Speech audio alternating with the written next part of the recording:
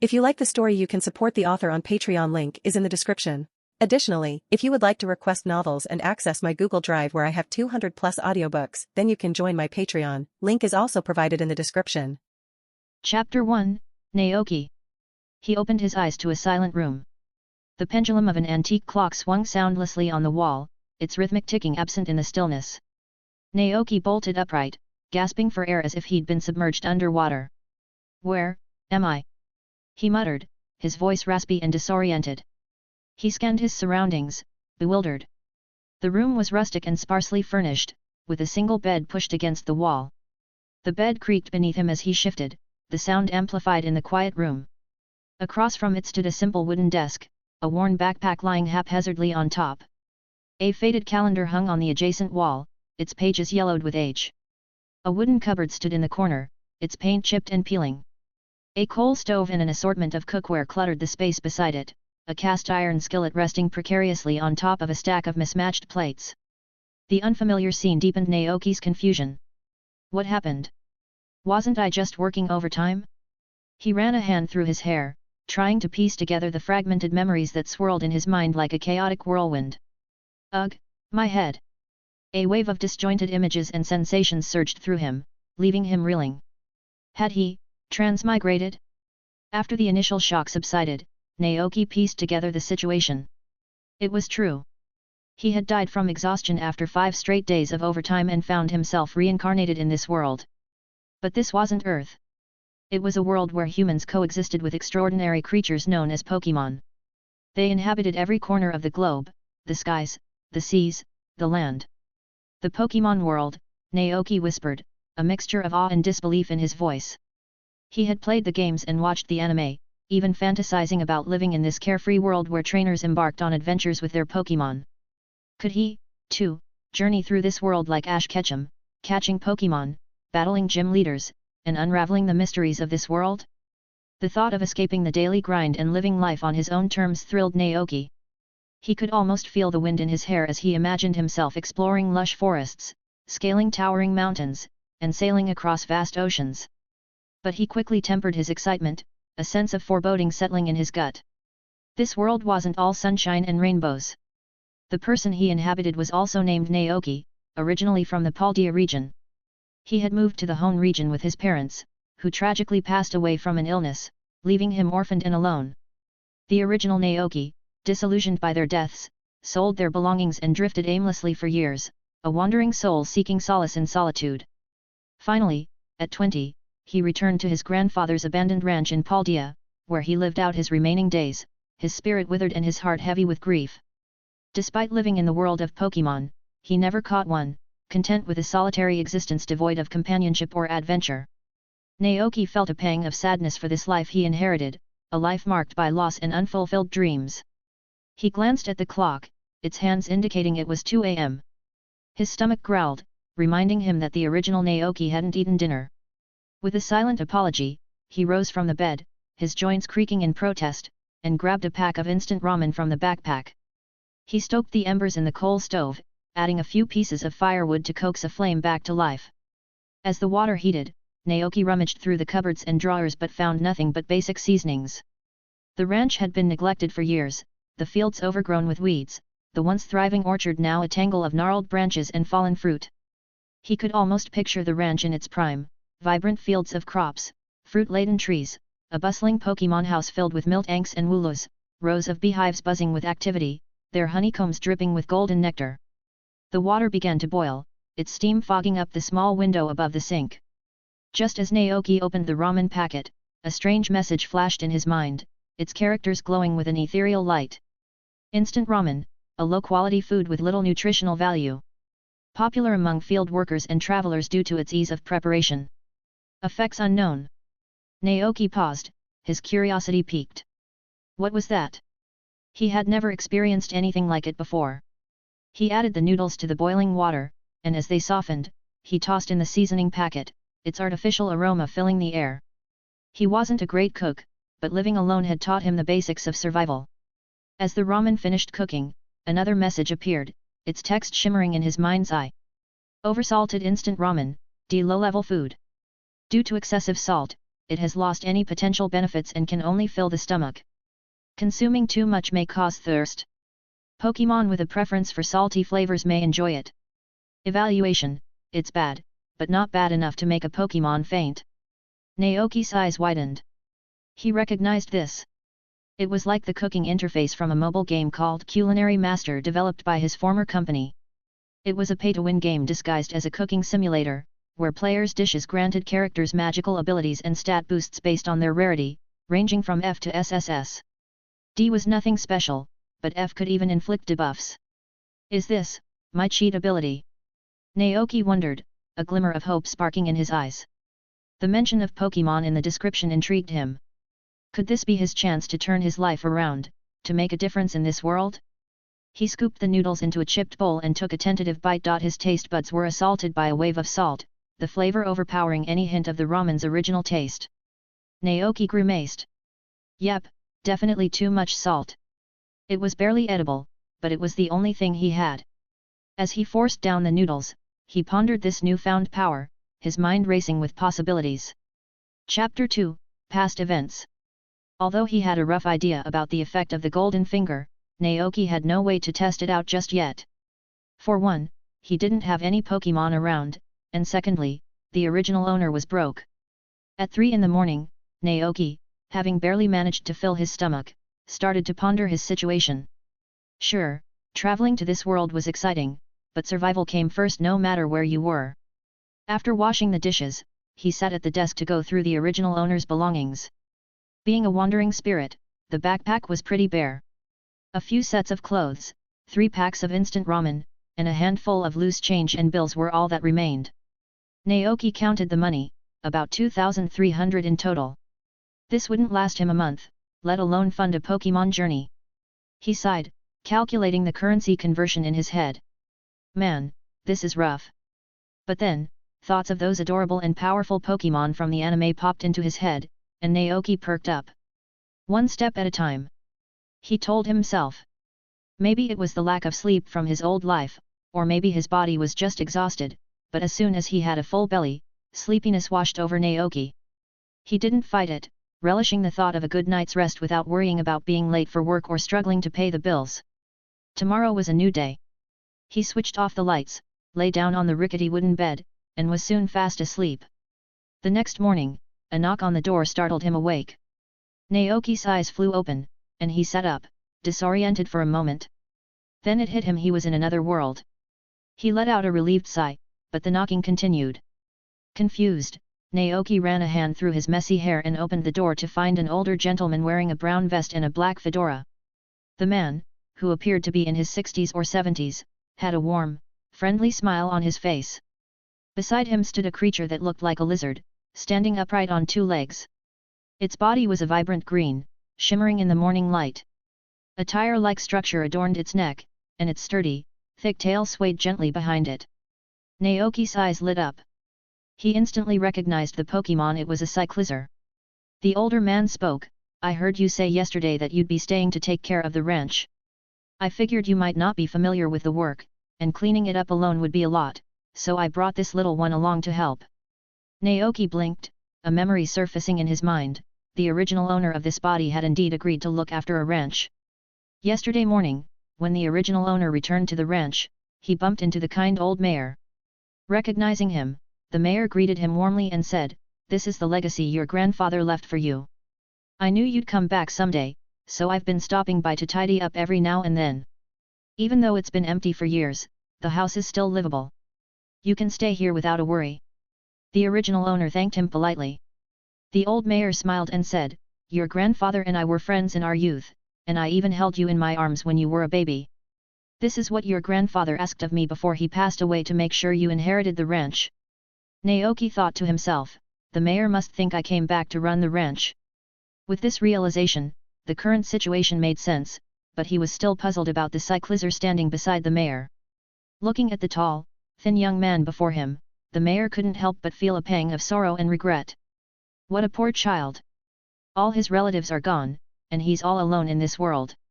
After seeing his condition yesterday, the mayor had returned home and brought his Cyclizar companion along. One reason was to provide company for the lonely young man, and the other was to have Cyclizer help him manage the ranch. The mayor sighed inwardly and asked gently, "Would you be willing to take care of him?" Naoki was taken aback for a moment before understanding the mayor's intention. He looked at the Cyclizer, who stared back with innocent curiosity. Cyclizer, a dual-type normal and dragon Pokémon, had lived alongside the people of the Paldea region since ancient times. With their gentle nature and sensitivity to cold, they often sought warmth from human body heat by letting people ride on their backs. In this way, Cyclizer also served as a mode of transportation in this particular region. Naoki couldn't find a reason to refuse. After all, he wanted a Pokémon of his own, too. It seemed unlikely that he'd get a starter Pokémon from a local professor and embark on a journey like Ash did in the anime. He didn't have any Pokeballs and couldn't exactly catch wild Pokémon with his bare hands. "Thank you," Naoki said. "I'll take good care of him." Relieved, the mayor beamed. "In that case, I'll leave him in your care. Oh, by the way, it's your first day at the ranch, so you might not be familiar with the work here, right?" Having been accustomed to the 996 work culture in his previous life, Naoki felt a bit out of his depth. "Yeah," he admitted. At that moment, the question that had been on his mind the night before was answered. He had nowhere else to go, and his only knowledge of this world came from the anime he watched and the games he played.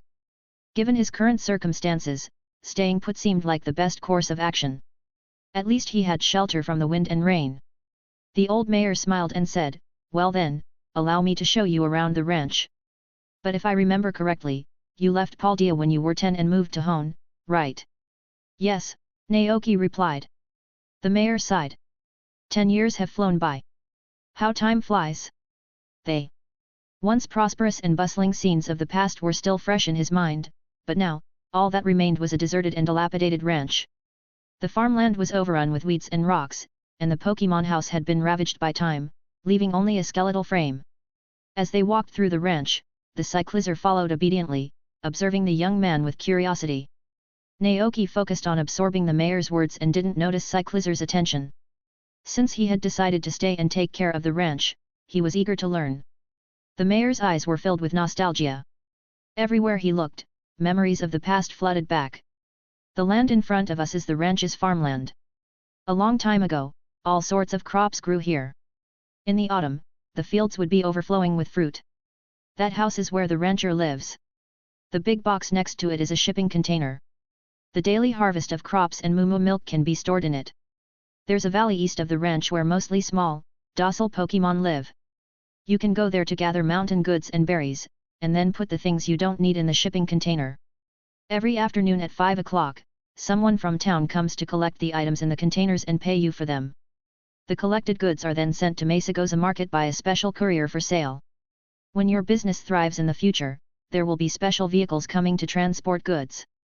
They'll take the ranch's products to all corners of the Paldea region and sell them to various people." Naoki thought to himself, this sounds like a Pokémon version of Harvest Moon. Fortunately, he had played farming games before and was familiar with the concept, so he quickly grasped the idea. His eye caught an abandoned building surrounded by several large trees and overgrown weeds. "What's that?" he asked curiously. The mayor glanced over with a hint of regret in his eyes. "That's the Pokémon shed on the ranch. Your grandfather once imported over a dozen Miltank from the Johto region and kept them there. He frowned and continued, after he passed away, your parents sold those Miltank, and this Pokémon shed gradually fell into disrepair. But don't worry. Once you get settled, you can go to the carpentry shop and ask them to help you expand your house and repair the shed. Oh, and by the way, I've placed all the tools you might need for the ranch there for you." The old mayor pointed to the utility room behind the house and explained, "An axe for chopping wood, a hammer for breaking rocks, a hoe for tilling the land, a watering can, a sickle for cutting grass, and a few bags of crop seeds suitable for spring planting. In short, this ranch is all yours. I hope you'll take good care of it and restore this place to its former glory. Your grandfather would be so happy if you could achieve that." Naoki paused for a moment, then nodded. "I'll do my best." Hearing his response, the mayor smiled. "In that case, I won't keep you any longer. I'll leave Cyclizer in your care. He's very strong and will definitely be a great help around the ranch." The Cyclizer chirped happily, grew. The mayor smiled and turned to leave, but before he had taken more than a few steps, he turned back around. Oh, one more thing. Naoki urged him, go ahead. The mayor continued, you can keep the wood and stones you gather with the axe. When you have enough money, you can take them to the carpentry shop and have them help you expand your house and the Pokémon shed. That way, you can save a lot of money on materials. Naoki made a mental note of this helpful tip. The mayor then waved from a distance, saying, I live in Mesagoza. If you have any problems, feel free to come to me. Cyclizer knows the way, so you can ride him there directly. Okay, Naoki nodded. With that, the mayor departed. In the 198th year of the Alliance calendar, spring had just arrived in the Paldea region, and the temperature was still a bit chilly. Naoki and Cyclizer stood at the door of the cabin, watching the old mayor's figure gradually disappear into the distance. Only after he was out of sight did Naoki turn to look at the sleek Cyclizer beside him. Even though he was new to this world, he could tell from the Cyclizer's appearance and demeanor that it was healthy and well cared for. Thinking of the magical nature of Pokémon, Naoki's curiosity got the better of him. Cyclizer? He asked. Grew. The Cyclizer tilted its head and looked back. Clearly, it understood its name. Naoki continued, can you understand what I'm saying? If you can, just nod your head. Grew. As expected, the Cyclizer nodded obediently. Just like in the anime, Pokémon could understand human language. Naoki's heart swelled with excitement. According to the lore, Pokémon were extraordinary creatures whose intelligence and emotions far surpassed those of ordinary animals. Some Pokémon even rivaled humans in their intellect and emotional capacity. Gazing at Cyclizer's shiny skin, Naoki couldn't resist reaching out to touch it. It felt different from what he had imagined, not like a real lizard but more like leather, much like a motorcycle's exterior. The Cyclizer didn't seem to mind his touch at all. In fact, it closed its eyes contentedly, looking quite pleased. Naoki mimicked Ash from the anime and said to Cyclizer, Cyclizer, please take care of me from now on. Grew. After saying that, Naoki found himself at a loss for words. He withdrew his hand, and his stomach rumbled. The sound caught Cyclizer's attention, and its eyes drifted towards Naoki's belly. Feeling a bit embarrassed, Naoki asked, have you eaten? I'm about to make some food. Want to join me? Grew. Even though Cyclizer had already eaten breakfast, it seemed delighted by the invitation from its new owner. It nodded and followed Naoki back into the cabin. Looking around at the wooden dwelling, Naoki felt a strange sense of belonging. This was his home now. He took a deep breath. After years of toiling away in the 996 grind, it would be nice to live a peaceful life as a farmer. Ranch life might be tiring, but at least he'd be working for himself. A new chapter was beginning. Naoki glanced at the Cyclizer beside him. Speak of the devil, he thought. Last night, he was wondering if he had any Pokémon to test his cheat code on, and this morning, he had a Cyclizer. Alright then, it's you. He declared. Naoki put a pot of water on the stove to boil, preparing to cook some instant ramen. He was eager to see the effects of his cheat code and whether it could provide Pokémon with all sorts of magical benefits, just like in the games. Chapter 3, Hot Ramen. As a simple staple, clear noodle soup was a breeze to make. Bring water to a boil, add the instant ramen noodles, and let them simmer. If ingredients are allowed, Naoki would normally add chopped scallions and a dollop of lard, allowing the noodles to soak up the broth before serving them in a bowl. The green onions would float on top, adding a splash of color to the dish and making it more appetizing. Finally, a drizzle of sesame oil and a soft-boiled egg would complete the meal. Just the thought of it made Naoki's mouth water. However, back in reality, all he had were basic seasonings. With a silent sigh, Naoki learned from yesterday's experience and added an appropriate amount of salt and chicken bouillon to the pot. Soon, a simple noodle soup was ready. As he filled 2 bowls, a prompt appeared in his mind with information about the dish. Instant ramen, see a low-level dish, its taste is somewhat lacking due to the absence of key ingredients, but it's a good choice to warm the body and soul on a cold day. Cooking effect, cold resistance level 1, provides resistance to cold temperatures. After consumption, the body will feel warm for 30 minutes. Comment, despite the low quality of the ingredients, skillful cooking techniques have enhanced the flavor. When the player becomes wealthy and can cook master-level dishes, they may look back on this with nostalgia. Naoki was speechless. Meanwhile, the cyclizer beside him sniffed the air. Grew. Naoki looked at it, then placed the 2 bowls of noodles on the table and beckoned to the cyclizer. Want to try some? Grew. The cyclizer frowned hesitantly. To be honest, it didn't really like the taste of ramen. Moreover, the bowl contained nothing but plain noodles. Judging by its appearance, it didn't seem very appetizing. Naoki understood immediately. He sighed inwardly, not wanting to force the cyclizer, and said, "It's okay, you don't have to eat it if you don't want to." Then, excitement bubbling up, he added, "When I earn enough money to buy other ingredients, I'll make you something you'll love." Naoki was full of anticipation for his new life on the ranch. Hearing this, the cyclizer felt a pang of guilt. This was food specially prepared by its new owner. Would it be rude not to try it? With that thought, the cyclizer looked down at the steaming bowl of noodles and hesitantly chirped, "Grew." It would give this bowl of noodles a try. The cyclizer reached out with its 2 little paws, picked up the bowl, and slurped down the noodles in one gulp. The anticipated unpleasantness didn't come. Despite the simple flavor, after finishing the noodles, cyclizer suddenly felt a warmth spreading through its body, as if it was nestled in its mother's embrace. Grew. Witnessing the cyclizer's reaction, Naoki was surprised at first, but then he quickly understood. He looked at the cyclizer, thinking about the effect of the hot noodle soup, and asked with a smile, "How does it feel?" The cyclizer snapped out of its reverie and looked down at itself, confused. Grew. Why had it suddenly become warm without anyone riding on its back? Seeing its reaction, an idea sparked in Naoki's mind. It seems that food really can benefit Pokémon, he thought, then asked, "Do you feel warmer, not as cold as before?" Even though it was spring, the temperature hadn't fully risen yet, and it was still quite chilly, especially in the mornings. The cyclizer looked up in surprise, as if asking, "How did you know?" Grew. Naoki smiled.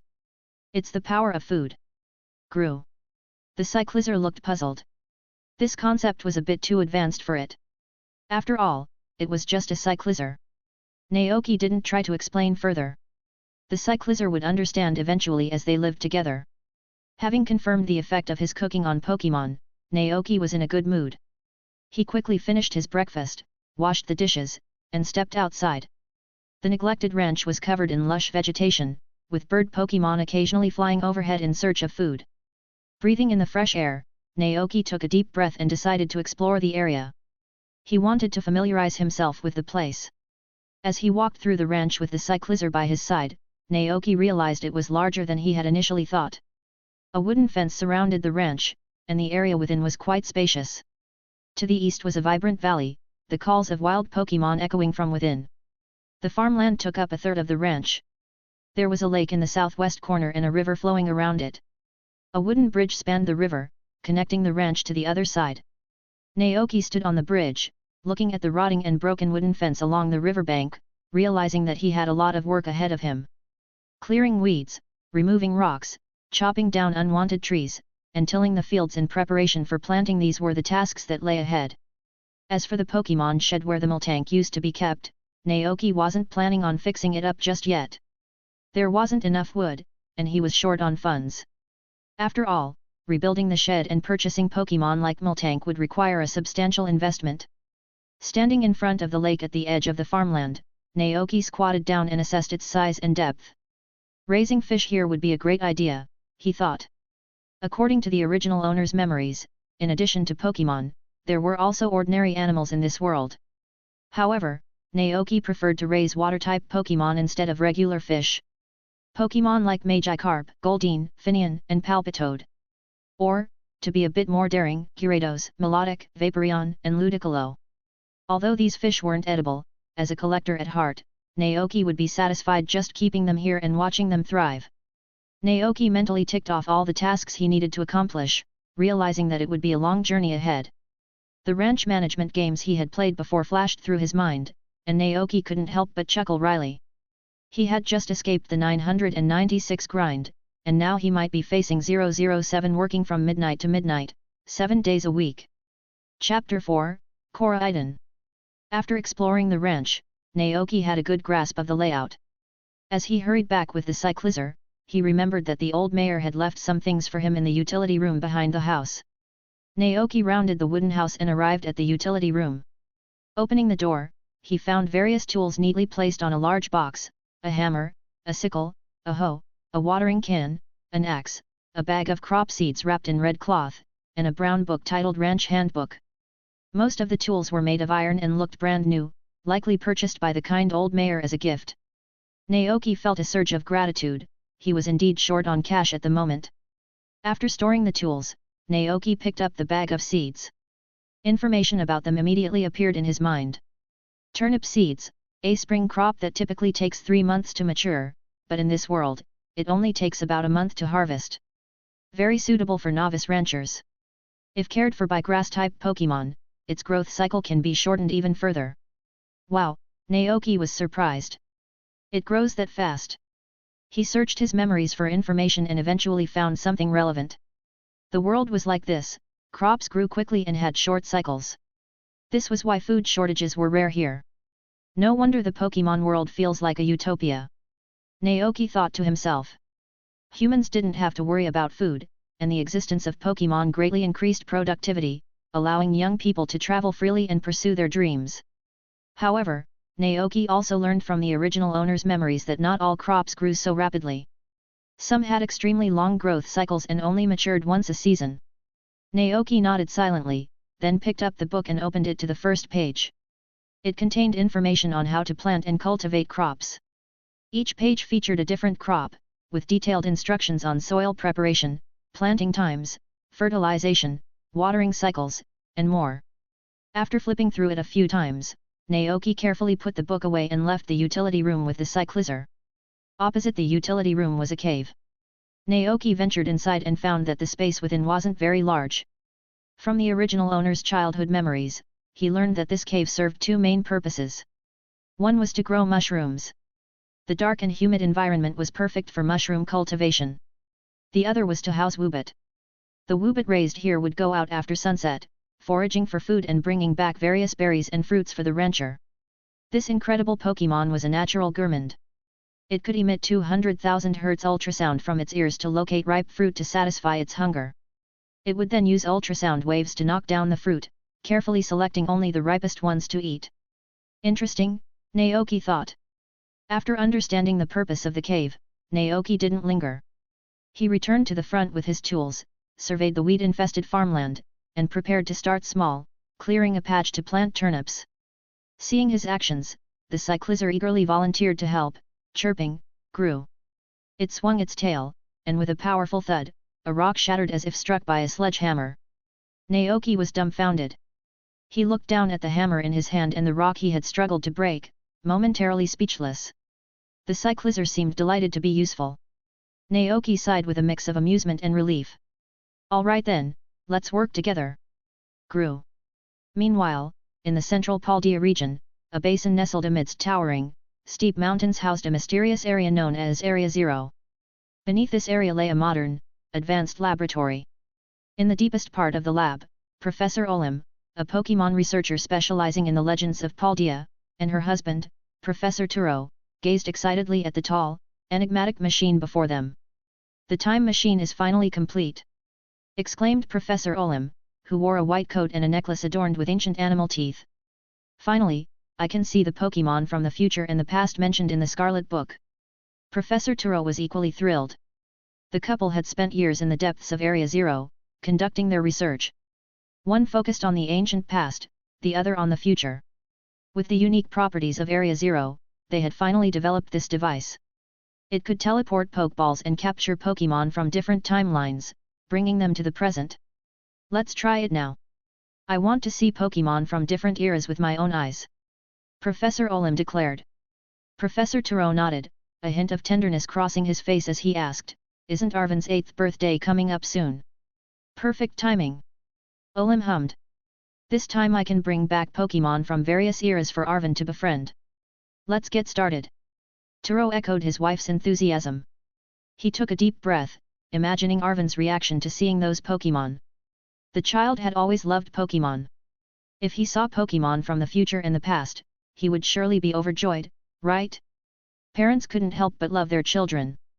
Come to think of it, they hadn't been back to spend time with Arvin in a while. This was a good opportunity to return home and take some time off to be with their son. Lost in thought, Professor Turo and his wife activated the time machine using an ID code. Buzz. With a strange hum, the time machine silently sprang to life. The space around the laboratory warped and twisted. The walls shimmered like mirrors, emitting rhythmic red and purple lights. The two professors stared intently at the machine, both excited and nervous. Soon, the rhythmic hum slowed down. Then, a dazzling red light flashed from the center of the time machine. Tension filled the air. As the light faded, a Pokémon they had never seen before materialized beneath the machine. It was a mysterious Pokémon, tall and robust, standing on two legs. Its body was scarlet, with white markings on its face, abdomen, thick legs, and tail. A thin, long tendril resembling a dragon's whisker extended from its head, with a cluster of bright blue-purple feathers beneath it, giving it a domineering and flamboyant appearance. Its golden eyes glared fiercely at the two humans before it. Success! Professor Olim and Professor Turo were relieved to see the Pokémon. Finally! Their efforts had paid off. Let's get it into a Pokeball first. Professor Turo said calmly. Professor Olim nodded, raised her hand, and threw a pre-prepared Pokeball at the Pokémon. However, the moment the Pokémon saw the Pokeball, its golden eyes narrowed. It let out an unintelligible roar and casually swatted the Pokeball away with its right paw. The professors sensed hostility from the creature. Their expressions tightened, and they were about to release their own Pokémon. But then, the mysterious Pokémon from the past suddenly turned its head and looked around, as if confirming something. Soon, it seemed to have found its answer. In the next second, an unreadable emotion flickered in the Pokémon's eyes. It suddenly sprang forward, ignoring the two professors, and dashed out of the laboratory. It was so fast that it was gone before Professor Olim and Professor Turo could react.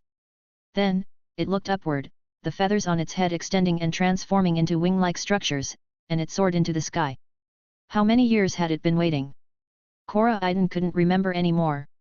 The expression on that person's face, when it fell into the time machine, flashed through its mind. Worry, anxiety, panic, and the arm reaching out to grab it. That day, it was still a cyclizer. That day, it had fallen into a time machine and traveled back to ancient times. There, it was transformed by an unknown force into its current form. Chapter 5, A Lucky Find in the Forest. By noon, Naoki and Cyclizer had cleared a small patch of land for planting and moved the chopped wood and stones into the utility room for storage. Grew. After a busy morning, Cyclizer's stomach started rumbling. It looked down and said, Grew. Hungry. Naoki smiled. Just a minute, I'll make lunch. The Cyclizer's face brightened. Grew. They washed their hands in the outdoor sink and went back inside. Cyclizer sat under the eaves to enjoy the cool breeze while Naoki gathered ingredients and started cooking. Lunch was instant ramen again, but this time Naoki added some wild leeks he found on the ranch to enhance the flavor. Practice makes perfect, and in just a few minutes, a steaming bowl was ready. After pouring the noodles into a bowl, Naoki noticed that the grade of the instant ramen had changed from C to C, and the cold resistance buff duration had increased by 5 minutes. So the ingredients do affect the dish's rating, he mused. He picked up the bowl and placed it in front of the Cyclizer, who was already waiting at the table. Cyclizer looked down and saw the same plain noodles as before. A pitiful expression immediately appeared on its face. Grew. Impoverished Naoki could only sigh. He thought of the little money left by the original owner and said reassuringly, just be patient. I'll take you to town to buy some delicious food this afternoon. Grew. Luckily, Cyclizer didn't seem to mind Naoki's lack of funds. It was a simple and optimistic creature, and hearing Naoki's promise, it immediately perked up, looking forward to the evening's treats. Watching Cyclizer slurp up the noodles, Naoki began to eat his own bowl with a worried expression. The remaining money will be gone soon after buying food. The land is just tilled, and the seeds can only be planted tomorrow. It'll take a month for them to mature. The wheat-infested farmland had been hard and unsuitable for crop growth. This morning, Naoki had turned the soil and watered it to loosen it up. Although he didn't have any fertilizer, turnips were fortunately not picky about soil quality. I need to find another way to make money until the turnips are harvested. Naoki fell into deep thought. Ways to make money. He thought back to his ranch management game days. One option was fishing, and another was to gather mushrooms and fruits in the back mountains to get through the early stages of the game. But he didn't have a fishing rod now, so the only option was to try his luck in the back mountains and see if he could find anything valuable. No sooner said than done. After lunch, Naoki prepared to head for the mountains. Upon learning of his intention, the cyclizer, which had been walking upright, suddenly dropped to all fours, turned around, and called out, "Gru." Naoki was startled for a moment, then realized that cyclizer had switched to riding mode. "Are you asking me to ride you?" The cyclizer nodded enthusiastically. "Gru." Curious, Naoki climbed onto its back. As soon as he was settled, cyclizer took off at a moderate pace, neither too fast nor too slow, carrying Naoki steadily towards the back mountains. Feeling the wind in his hair, Naoki thought, no wonder cyclizer is used for transportation in Paldea. This feels just like riding a motorcycle. After crossing a country road, they entered a lush forest. Sunlight streamed through the leaves, creating a dappled pattern on the ground. There were green Caterpie nestled in bushes, fletchling perched on branches, rustling sounds emanating from the undergrowth, and strange, juicy fruits hanging from the trees. Life was vibrant everywhere. Naoki dismounted from cyclizer and observed the various Pokémon around them with interest. The Pokémon, in turn, tilted their heads curiously, studying this unfamiliar human who had intruded into their forest. Caterpie evolves into Metapod at level 7, then Butterfree at level 10. A good choice for novice trainers. Fletchling? If I remember correctly, it's a regional bird in Kalos. Its final evolution, Talonflame, is a fire/flying type. Seems like a pretty cool Pokémon. Could that little white mouse be a Pachirisu, native to Paldea? Naoki spotted 3 small figures in the grass. 2 slightly larger white mice cautiously poked their heads out, protectively shielding a tiny white mouse behind them. A family of 3. Naoki looked around but didn't see a 4th mouse. Sensing his gaze, the 3 mice trembled, then turned and scurried into the bushes, vanishing without a trace. Naoki was momentarily disappointed, but he had to admit, Pokémon like Pachirisu were quite cute. He hadn't considered himself a fan of furry creatures before, but seeing the adorable Pachirisu and their soft white fur, he felt a certain warmth in his heart. I wonder how they feel to the touch. The forest was teeming with Pokémon, and after taking a walk with cyclizer, Naoki was filled with excitement. If he were a trainer, he would definitely pull out Pokeballs and battle them, then capture them after earning their trust. Both the fast-growing Caterpie and the promising Fletchling would be perfect additions to his team. Unfortunately, according to the original owner's memories, a standard Pokeball cost 200 Pokedollars, which he couldn't afford right now. With a sigh, Naoki shifted his focus from the Pokémon to the wild produce growing in the forest. He walked over to a fruit-laden tree and reached out to pluck one. As he examined the fruit, information about it appeared in his mind. Pecha berry, a magical fruit that can cure poisoning. It has a sweet taste and can be used to make jam, puffins, and fruit cakes. It can also be added to yogurt to make fruit yogurt. Its unique flavor is loved by many Pokémon. Pecha berry? Naoki picked the berry and held it up to his nose, taking in its faint peach-like scent. He offered it to cyclizer. Want to eat it? The cyclizer took a look, then opened its mouth wide and swallowed the pecha berry in one gulp. Grew. It seemed to taste pretty good. It looks like berries are a staple food for Pokémon, just like in the anime, Naoki thought, nodding to himself. He picked a few more pecha berries from the tree, intending to take them back to the ranch. However, he only took a small portion. If berries were food for Pokémon, then other Pokémon in this forest also needed them. If he took all the pecha berries, many Pokémon would likely go hungry. After gathering the pecha berries, Naoki and cyclizer ventured deeper into the forest. The forest was vast, and perhaps they were heading in the wrong direction, but along the way, Naoki didn't encounter any other fruit-bearing trees. Time passed unnoticed until it was evening. Tired from walking, Naoki sat down to rest under a large tree, glancing at the sky and deciding it was time to head back. Just then, the cyclizer's nose twitched. What's wrong? Naoki asked, turning to look. Grew. The cyclizer turned its head, sniffing the air as if trying to pinpoint a direction. After a moment, it seemed to have located something. It stood up and pointed in one direction. Naoki followed its gaze to a patch of bare ground, confused at first, but then he noticed something odd. The grass in a circular area around the base of a tree had withered. Grew. The cyclizer pointed excitedly in that direction. Intrigued, Naoki stood up and walked over with cyclizer to investigate the strange area.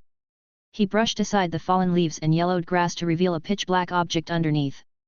At that moment, a peculiar scent wafted into Naoki's nostrils. It was a unique smell, difficult to describe in words. He wondered what it could be, but the next second, information about the object appeared in his mind. Black truffle, a premium ingredient of the highest quality, it is a rare delicacy. It can be made into black truffle steamed eggs or cream soup with butter. Although it doesn't have any special effects on its own, it can significantly enhance the effect of cooking. Chapter 6, Money. Black truffle. Perhaps due to his financial struggles, Naoki's first thought upon seeing it was, this thing must be worth a lot, right? But then, he noticed the buff effect. Although it doesn't have any beneficial effects, it can significantly enhance the effect of cooking. What was this? Some kind of advanced ingredient? Naoki could vaguely understand its value based on his experience with similar ingredients in games from his previous life. In those games, adding such ingredients to dishes not only increased the level of effects from LV1 to LV3 but also had the potential to turn temporary buffs into permanent ones. This made black truffles incredibly valuable. This was a good find. Naoki carefully unearthed the entire black truffle. Seeing his actions, the cyclizer laid down beside him, holding its breath.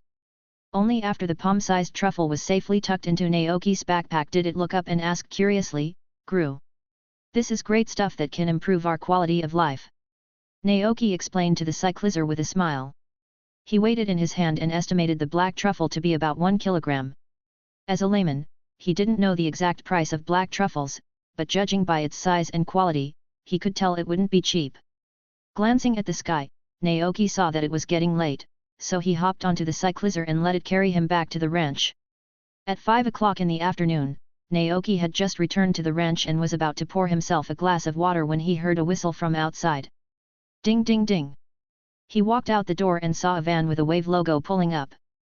The driver, a burly man with muscular arms and a buzz cut, leaned out the window and said enthusiastically, "You must be Naoki, the new owner of this ranch? Mayor Clavel told me about you. I'm Zach from Mesagoza Market, and I'm responsible for purchasing goods from nearby ranches. Pleased to meet you." "Hello, Mr. Zach," Naoki greeted politely. Zach turned off the engine and jumped out of the van. He looked around and noticed the freshly tilled farmland. Grinning, he said, "Looks like you've got the hang of ranch life. Got anything to sell?" Zach was just making casual conversation.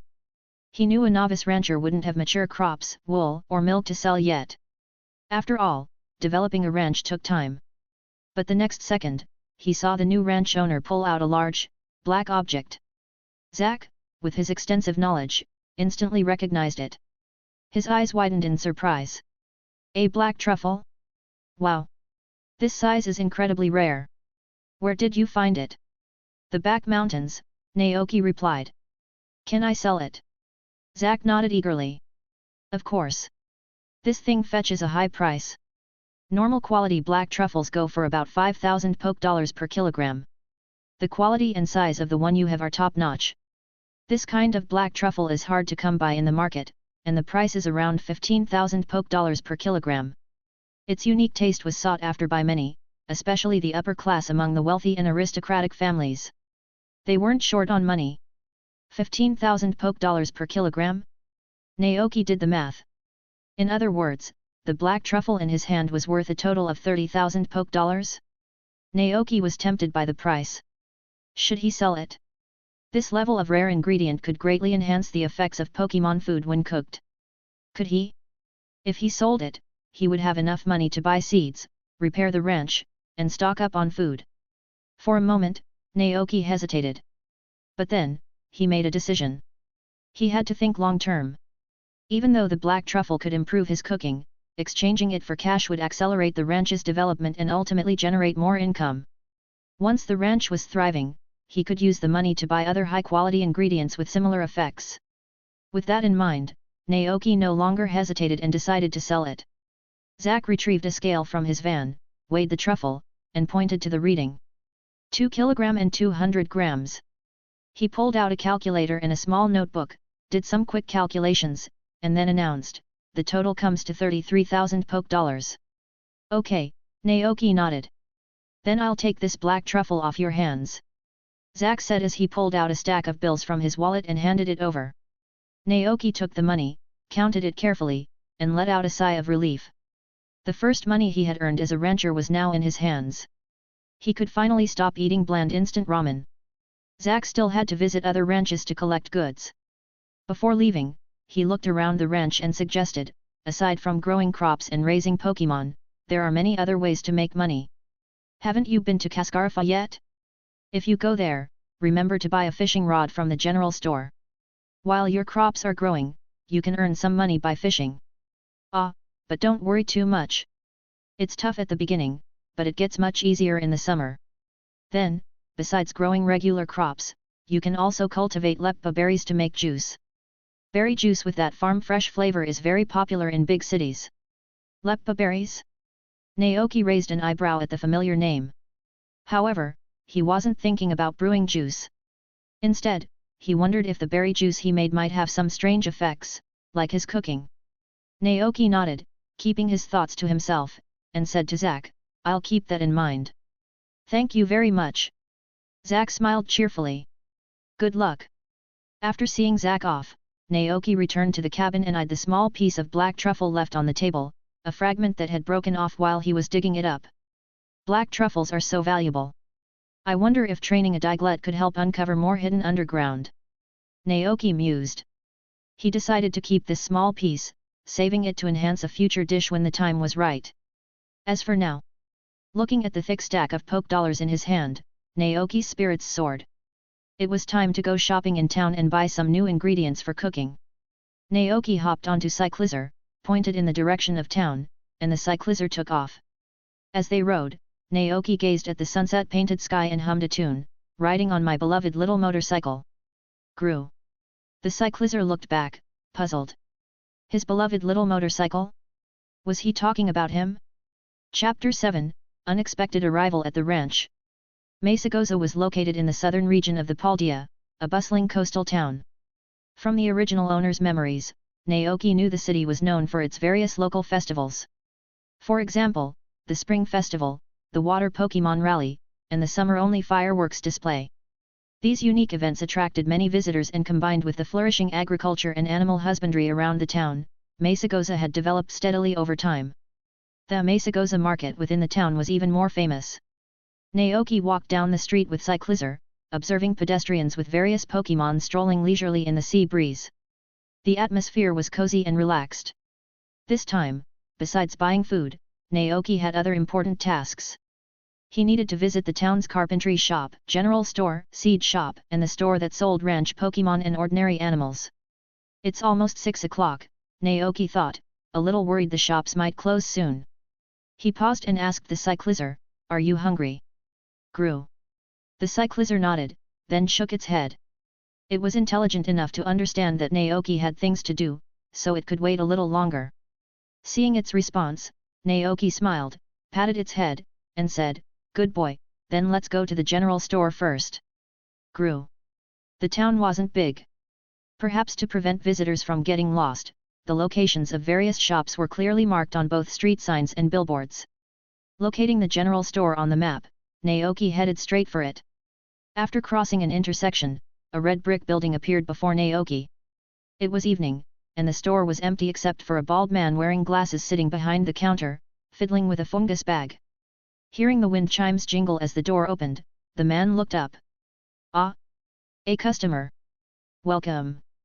Naoki greeted him politely, then asked, "Do you have any seasonings here?" "Yes. On the innermost shelf." Naoki walked over and found a wide variety of seasonings on the shelves, just as the man had said.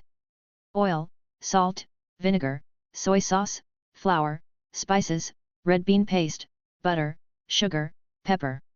Their prices were clearly marked on the shelves. For example, a bag of flour cost 200 poke dollars, a bottle of oil cost 100 poke dollars, and red bean paste cost 150 poke dollars. Looking at these prices, Naoki was a bit puzzled about the cost of things in the Pokémon world. A small bag of flour was the same price as a pokeball. From that perspective, pokeballs didn't seem that expensive. After a moment's consideration, Naoki bought one of each seasoning. When he brought his items to the counter, the shopkeeper looked surprised. He took out a bag and asked, "Did you just move to Mesagoza?" "Yes," Naoki nodded. The shopkeeper smiled. "Then enjoy your life in Mesagoza." "All right, the total comes to 2,820 poke dollars." Naoki didn't pay immediately. Instead, he asked, "Do you have fishing rods here?" "Fishing rods?" "Yes." The shopkeeper turned around and retrieved a few fishing rods from a shelf, placing them on the counter. "Each fishing rod has a different price," he explained. "This one is 2,000 poke dollars. If you pair it with bait, you can catch Pokémon and fish anywhere there's water. This fishing rod costs 5,000 poke dollars. It's made of higher quality materials, so it performs better than the 2,000 poke dollar rod and is more durable. And this one here is 15,000 poke dollars. It's the newest and most powerful fishing rod, made with the most advanced materials and boasting top-notch performance." Naoki's eyes scanned the 3 fishing rods. He ultimately chose the standard 2,000 poke dollar rod, planning to use it for the time being. The total comes to 4,820 poke dollars. "Since this is your first time shopping here, I'll give you a box of bait for free. Please come again." The shopkeeper smiled and handed him a tin can. "Thank you," Naoki said, taking his purchases and leaving the store. His next stop was the carpentry shop, located on the edge of town with a forest behind it. A wooden stake stood outside the shop, a saw stuck in it. Just as Naoki was about to knock, the door opened. A sturdy woman with a high pink ponytail and a headband emerged. After Naoki explained his purpose, she led him into the workshop at the back. "Are you the new ranch owner who just moved here?" she asked curiously. Naoki was slightly taken aback, then realized that Mayor Clavel had probably informed her of his arrival. He nodded. "My name is Naoki. Just call me Cora," the woman replied. "Yes, Miss Cora." As they walked, Cora explained the process of expanding the ranch house. "You haven't named the ranch yet, have you?" Naoki shook his head. "Not yet. I only arrived yesterday." "No worries, just making conversation," Cora said with a smile. "Well, Mayor Clavel filled me in. You're here to learn about restoring the Pokémon shed and expanding the house, right?" "That's right. Then let me explain. Repairing the Pokémon shed requires 50,000 poke dollars and 300 pieces of lumber. Once repaired, you can raise Miltank and marry up there. Of course, that's a bit pricey for you right now. So I recommend starting with building a chicken coop and raising regular chickens. The eggs they lay can be sold for profit. A chicken coop only needs 20,000 poke dollars and 150 pieces of lumber. Also, you'll need to build a silo on the ranch to store feed. We'll give you one for free the first time you build it." Naoki nodded thoughtfully, taking mental note of the prices. "What about expanding the house?" he asked. "That's much simpler," Cora replied. "A fully functional house would cost around 2 million poke dollars. We can help you add a second floor, a separate kitchen and bathroom, and renovate the basement. Usually, ranchers use the basement for making wine. We also offer custom furniture services. Besides basic tables, chairs, and benches, you can also buy wallpaper, carpets, refrigerators, storage cabinets, various light fixtures, and so on." 5 minutes later, Naoki walked out of the carpentry shop. Calculating the remaining money, he realized he still had a long way to go. "This feels even busier than my 996 job." He sighed, then envisioned the day when the ranch would be restored to its former glory. A look of anticipation appeared on his face. By then, he could relax and enjoy the leisurely life of a rancher. Since the Pokémon shed wasn't a priority at the moment, there was no need to visit the shop that sold ranch Pokémon just yet. Riding Cyclizer, Naoki headed to his final destination, the seed shop. The seed shop owner was a middle-aged man with brown hair and a slightly plump figure, wearing a brown coat. When Naoki arrived, the man was having dinner with his wife and daughter. Seeing a customer, the owner immediately stood up and greeted him. "Welcome. Take a look around and see what seeds you'd like to buy." Naoki wasn't sure what to get since he only had a bag of turnip seeds given by the mayor. Following the owner's lead, he saw a vast array of seeds in containers. Potatoes, turnips, garlic, strawberries, cabbage, cucumbers, radishes, tomatoes, grass, and even seeds for fruit trees like peaches and oranges. Naoki was dazzled by the variety. The seed shop owner explained, "These are crops and fruit trees suitable for spring planting. They're easy to grow after cultivation. As long as you water and fertilize them on time, they'll grow big and healthy." Naoki nodded silently. The seeds in this world were different from those in the Harvest Moon and Stardew Valley games he had played. There were many seeds in each packet here, enough to plant a large area, unlike in the games where one packet only covered one tile of land. After some thought, Naoki decided to buy a packet of each seed, including those for the fruit trees. The seed prices varied. The basic turnips were only 60 Poké per packet, while strawberries, cucumbers, and the like cost 120 or 150 per packet. Altogether, the seeds came to 1,370 Poké. As a result, he only had 27,000 Poké left from selling the black truffle. After packing up the seeds, Naoki left the store with Cyclizer. It was getting dark outside. Naoki looked up at the starry sky, took a deep breath, and said, "All right, let's go grab some dinner." Grew. The Cyclizer looked a little downcast. Naoki smiled and patted its head, then led it into a restaurant. After a long day, he planned to eat out tonight. The waiter handed him the menu, which included both human food and dishes specifically for Pokémon. A Pokémon like Cyclizer probably preferred meat, right? Thinking of this, Naoki ordered a meat dish for Cyclizer and a fruit platter as a reward for its hard work today. Soon, the food arrived at their table. Watching Cyclizer eat with gusto, Naoki felt a warm glow in his heart. Pokémon were so innocent and adorable. He looked down at the fragrant vegetable stew and corn soup in front of him, and their information popped up in his mind. As expected, these dishes didn't have any special abilities that could enhance Pokémon. Naoki was sure of it now, "It seems only the food I cook has that kind of power." After dinner, Naoki went back to the general store to buy ingredients for the next few days. Since he didn't have a refrigerator at home, he only bought enough for 3 days. The temperature was still cool this time of year, so the food wouldn't spoil easily if left indoors. Naoki carried his bags of groceries and climbed back onto Cyclizer. In the darkness, the man and Pokémon headed home. The night air was chilly, and the wind felt cold against his skin. Cyclizer was sensitive to the cold, but Naoki, riding on its back, felt warm, which helped to ward off the chill. At that moment, Cyclizer suddenly craved another bowl of Naoki's hot noodle soup. Cyclizer was fast, and they returned to the ranch in less than 30 minutes. The ranch was pitch black at night. Naoki had anticipated this and brought a flashlight with him. He fumbled for it in the dark, but before he could find it, he heard a loud bang. The sound was deafening, accompanied by the cracking of trees. It was as if something had fallen from the sky, crashing into the ranch and knocking down a group of trees. Startled, Naoki finally located the flashlight and quickly shone it towards the sound. Soon, he saw a strange, dark figure in his farmland. Naoki froze, and Cyclizer beside him rose from its riding position, looking warily in the same direction. It sensed an unusual presence. The flashlight beam illuminated the dark figure, which lay motionless on the ground, seemingly unconscious. With the help of the light, Naoki finally made out the figure's true form. A scarlet body, a thick tail, flamboyant dragon whiskers, and an airbag on its chest that resembled a motorcycle tire. It was. Naoki was stunned. Chapter 8, Coriden, God of the Past. Inside the lit cabin, Naoki and Cyclizer stared at the Pokémon they had dragged in from the field. With a single glance, Naoki recognized the Pokémon. The guardian deity of paradise, the winged king, the ancient god. These were the names associated with this Pokémon. Originally nameless, it was dubbed Coriden by the doctor who discovered it after it was summoned to this era. That's right, Coriden. One of the legendary Pokémon from the game Pokémon Scarlet. According to legend, it could split the earth with its fists. There was no information about its ecology in the world yet, but some people believed it to be the ancient ancestor of Pokémon like Cyclizer.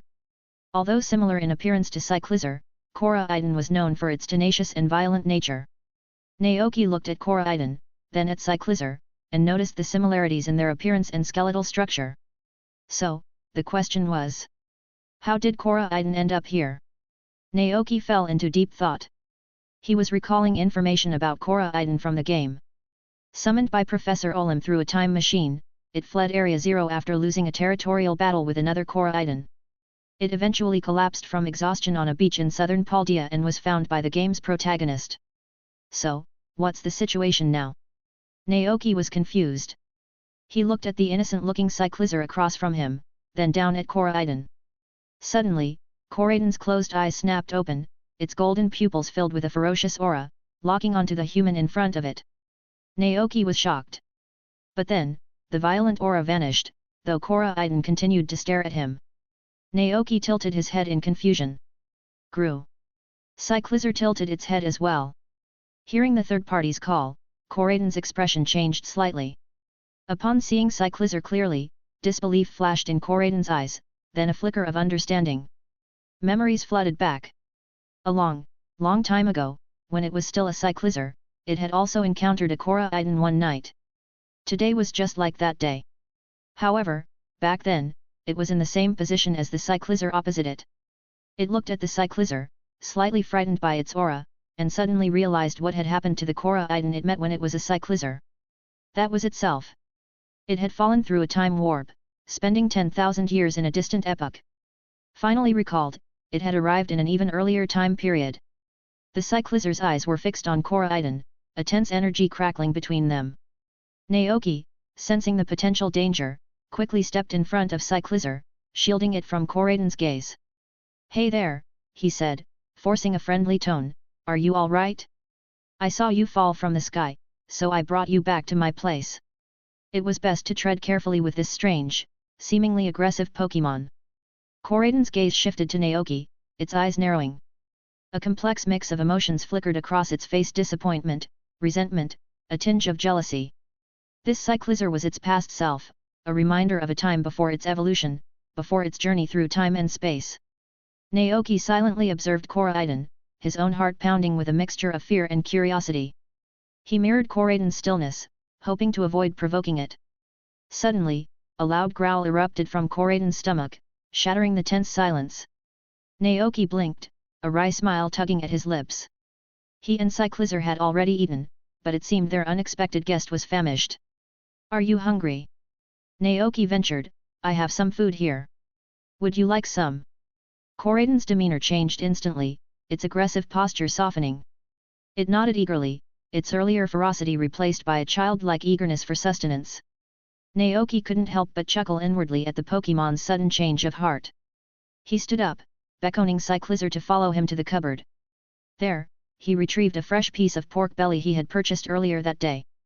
Pork belly, with its perfect balance of lean and fatty meat, was ideal for hardy Pokémon like Coriden. He carefully washed and trimmed the meat, then sliced it into bite-sized pieces, placing them in a bowl. Next, Naoki gathered the seasonings he had purchased: dark soy sauce, light soy sauce, oyster sauce, sugar, black pepper, and cornstarch for thickening.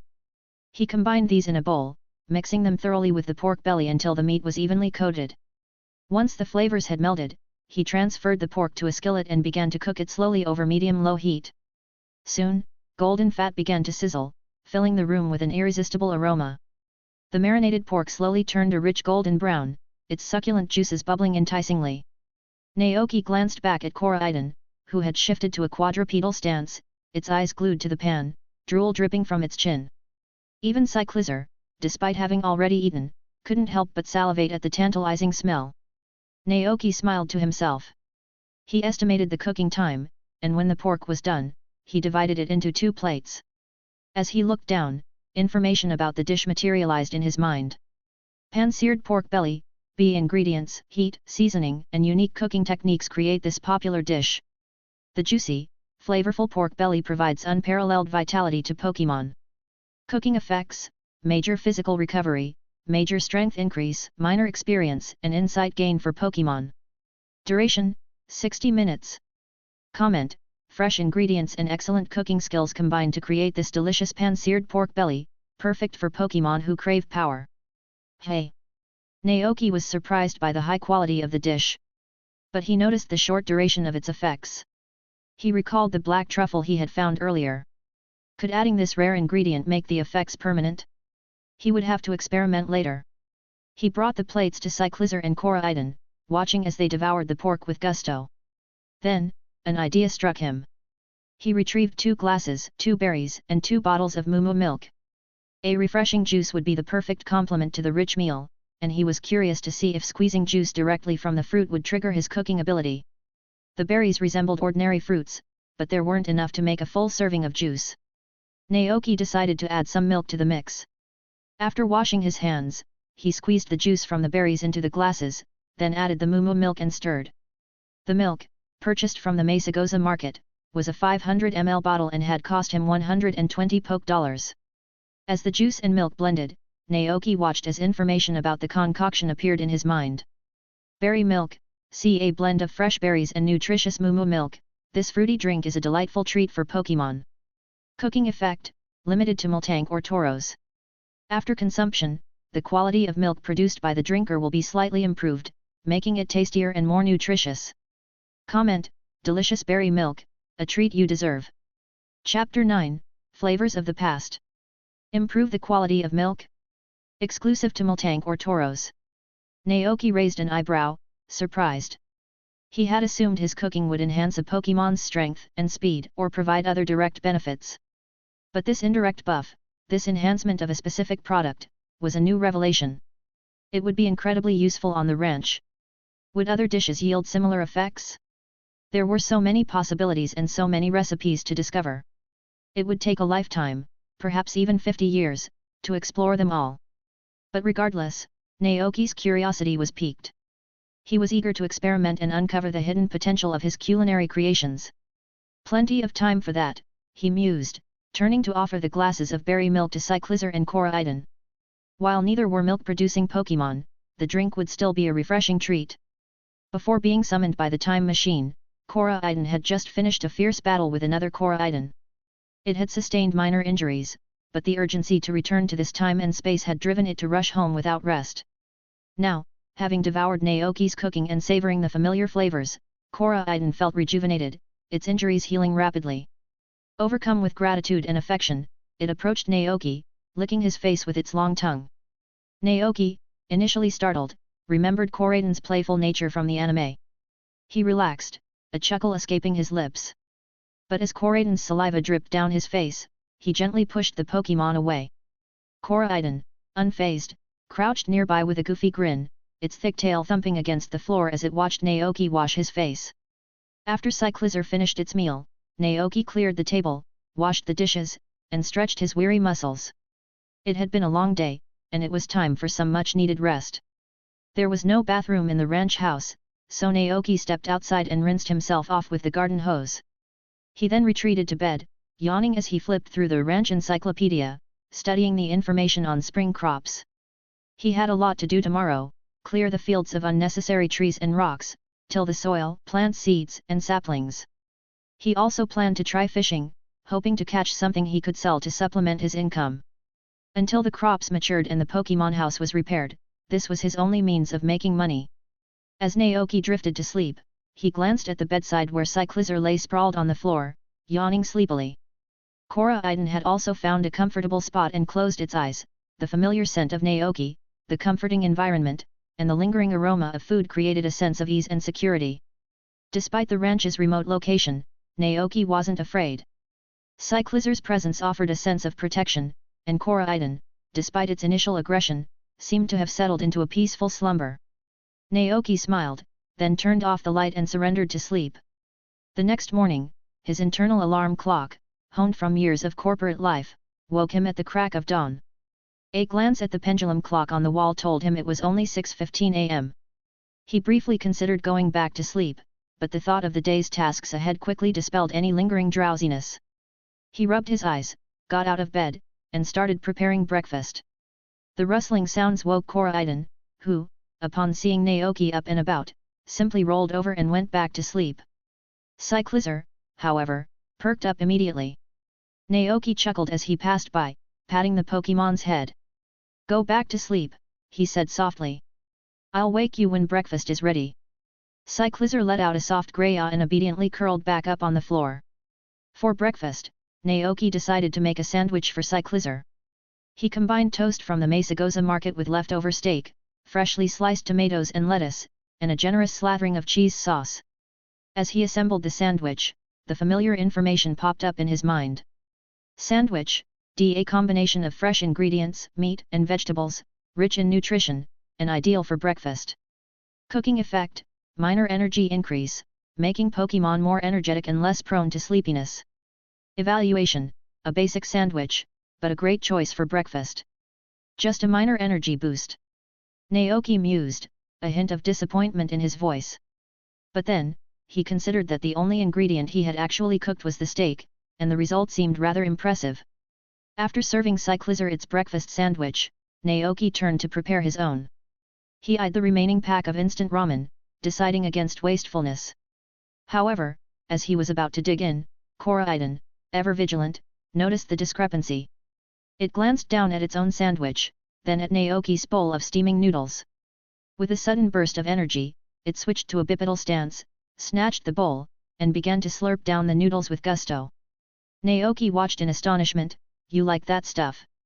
For Coriden, this bowl of ramen was a taste of home, the first meal Naoki had prepared for it, a meal with special significance.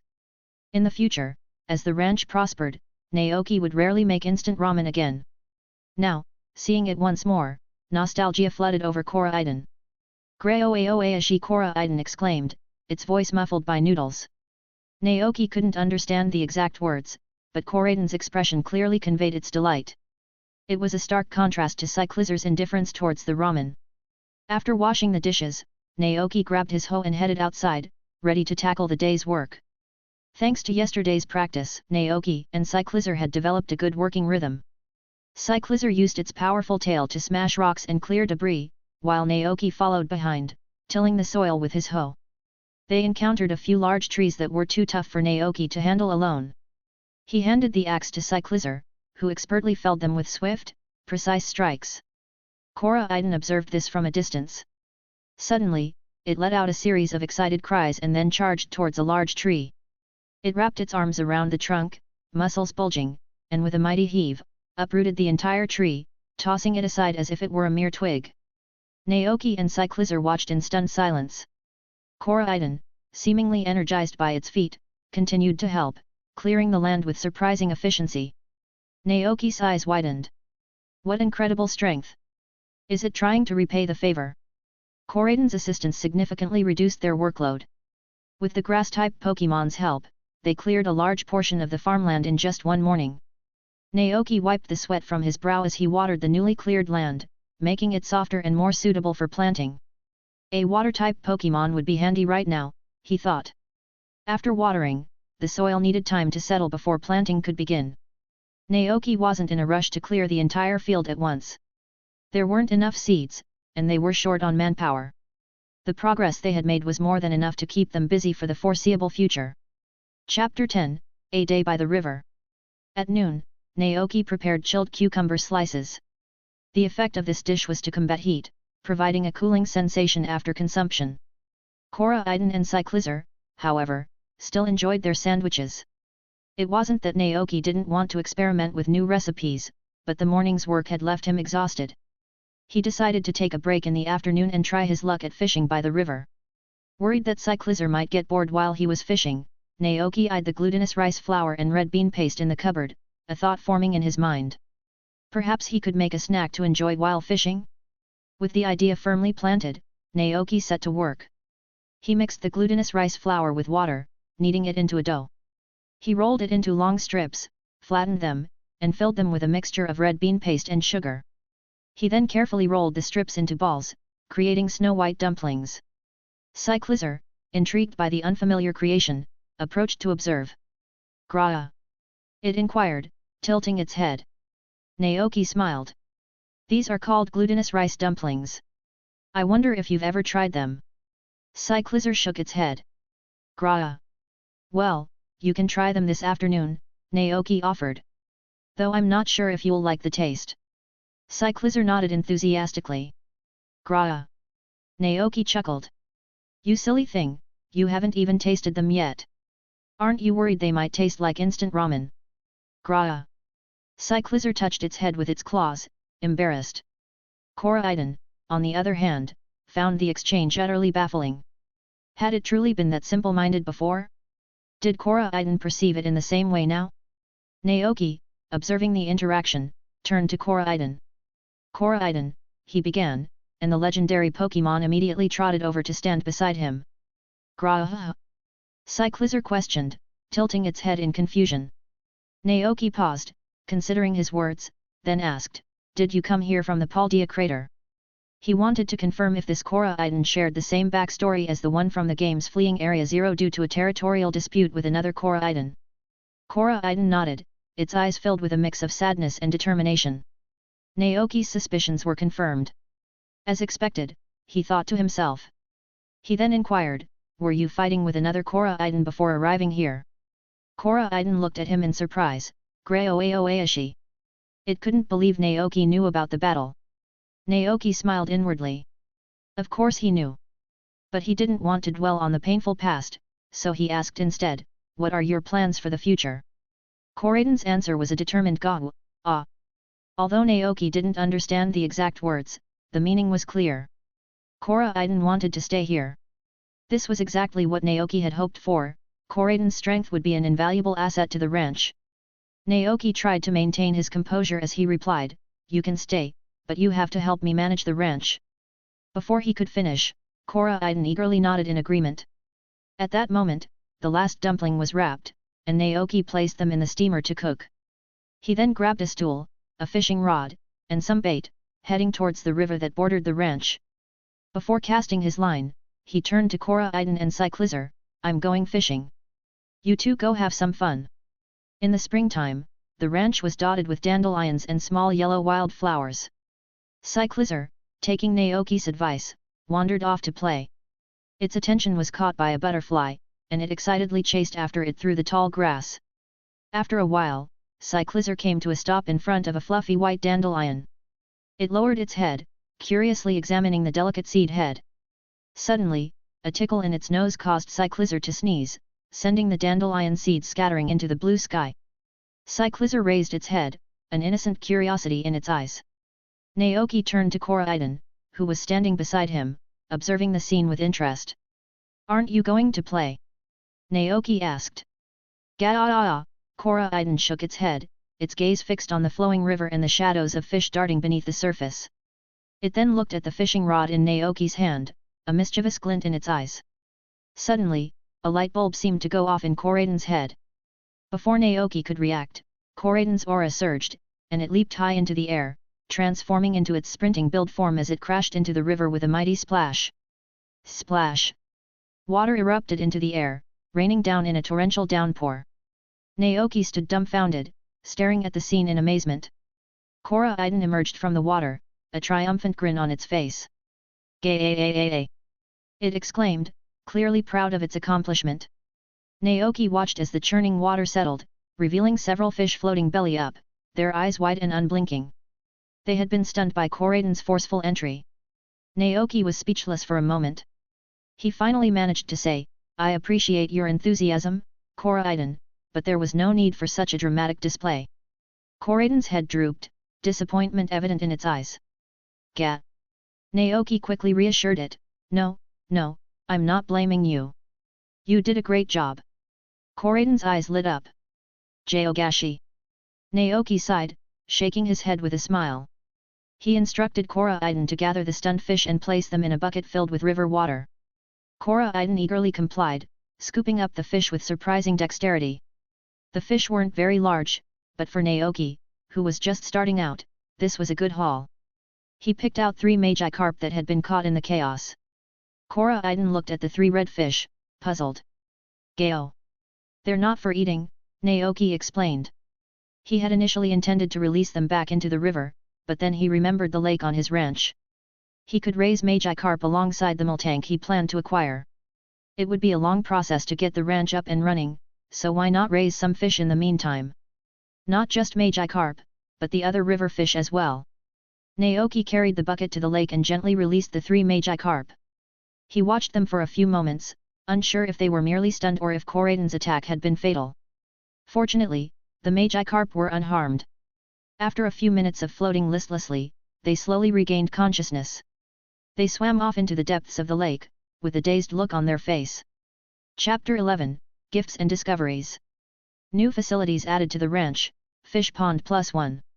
Naoki thought with a satisfied smile as he watched the Magikarp explore their new home. His fishing plans had been derailed by Coriden's antics, but Naoki, checking the time, decided to head back to the house and see if the dumplings were ready. As he turned to leave, bucket of fish in hand, Cyclizar bounded towards him, clutching a small yellow wildflower in its claws. "For me?" Naoki asked, surprised and touched by the gesture.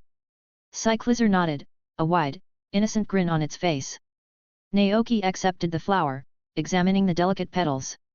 Perhaps this is why so many people love Pokémon, he mused. They're simple, pure kindness. Most Pokémon would remain loyal for life if treated well, even protecting their trainers with their own lives. With a warm feeling in his chest, Naoki stroked Cyclizar's head and turned to call Coriden back. But the legendary Pokémon was nowhere to be seen. Naoki spotted Coriden darting through a patch of colorful wildflowers, scattering butterflies in its wake. A few minutes later, it returned, clutching a bouquet of bluebells, tulips, and hyacinths. Naoki couldn't help but chuckle. It seemed Coriden had a competitive streak, even when it came to gift-giving. Although it was a legendary Pokémon, its actions were more akin to those of an eager child. Coriden presented the bouquet to Naoki, "Ga-ah-ah-ah!" It declared proudly. Naoki sighed good-naturedly, accepting the flowers. As he reached for the bucket, Coriden nuzzled its head against him, seeking affection. Naoki couldn't help but laugh, patting Coriden's head. "You're such a child," he said, shaking his head with amusement. Satisfied, Coriden bounced away, ready to continue its exploration. "Let's go!" Naoki called, and the three of them headed back to the house. He left the bucket in a shady spot to prevent the fish from overheating, planning to sell them to Zack later that evening. After confirming that the dumplings weren't quite done, he sat at the desk and pulled out the ledger and pen he had purchased from the general store. Keeping meticulous records of expenses and income was essential for a successful rancher. It would help him stay organized as the ranch grew and prevent him from making costly mistakes. Naoki began to record the day's transactions. Spring, year 198, day 5. Income, black truffle plus 33,000. Expenses, seeds, fishing rod, seasonings, ingredients minus 4,190. Remaining funds, 28,810. Spring, year 198, day 6. Income, fish plus. Expenses, 0. The fish hadn't been sold yet, and Naoki didn't know their value. He left a blank space, intending to fill it in later that evening after the transaction. Naoki diligently noted the estimated costs for expanding the house and repairing the Pokémon and chicken houses. This would help him track progress and maintain motivation as he worked towards these goals. Satisfied with his bookkeeping, he stood up and checked the steamer. The glutinous rice dumplings were finally ready. Enveloped in steam, they looked like plump, white babies. As Naoki peered in, their information materialized in his mind. Glutinous rice dumplings, a springtime delicacy made with glutinous rice and red bean paste, quite popular among young people. Cooking effect, limited to bug-type Pokémon. Level 2 silk enhancement, moderately increases the toughness and strength of silk. Adding ingredients with elemental properties may cause further changes in the Pokémon that consume it. Evaluation, soft and chewy, sweet and delicate, with a hint of red bean flavor. A delicious snack. Limited to bug-type Pokémon? Naoki's interest was piqued. The dumplings, though identical in appearance, varied in their level of enhancement.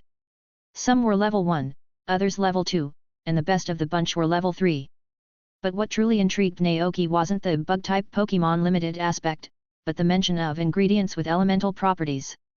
He couldn't recall any such ingredients in the Pokémon world, but they certainly existed in the mobile game. Ice-type berries, electric-type lemons, and so on. Could he grow them in this world? Naoki's initial skepticism was quickly replaced by a memory of a specific dish from the game, grass cake.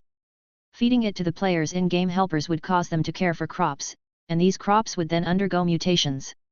Ordinary mushrooms would become armor mushrooms, regular lemons would become electric lemons, and apples would become lum apples. If he could replicate the grass cake and feed it to Pokémon, could they also gain these magical abilities? Naoki thought it was possible. However, as a programmer, not a chef, he didn't know the recipe or the ingredients for the grass cake. How does one make a cake out of grass? It seemed like something only a cartoon character could concoct.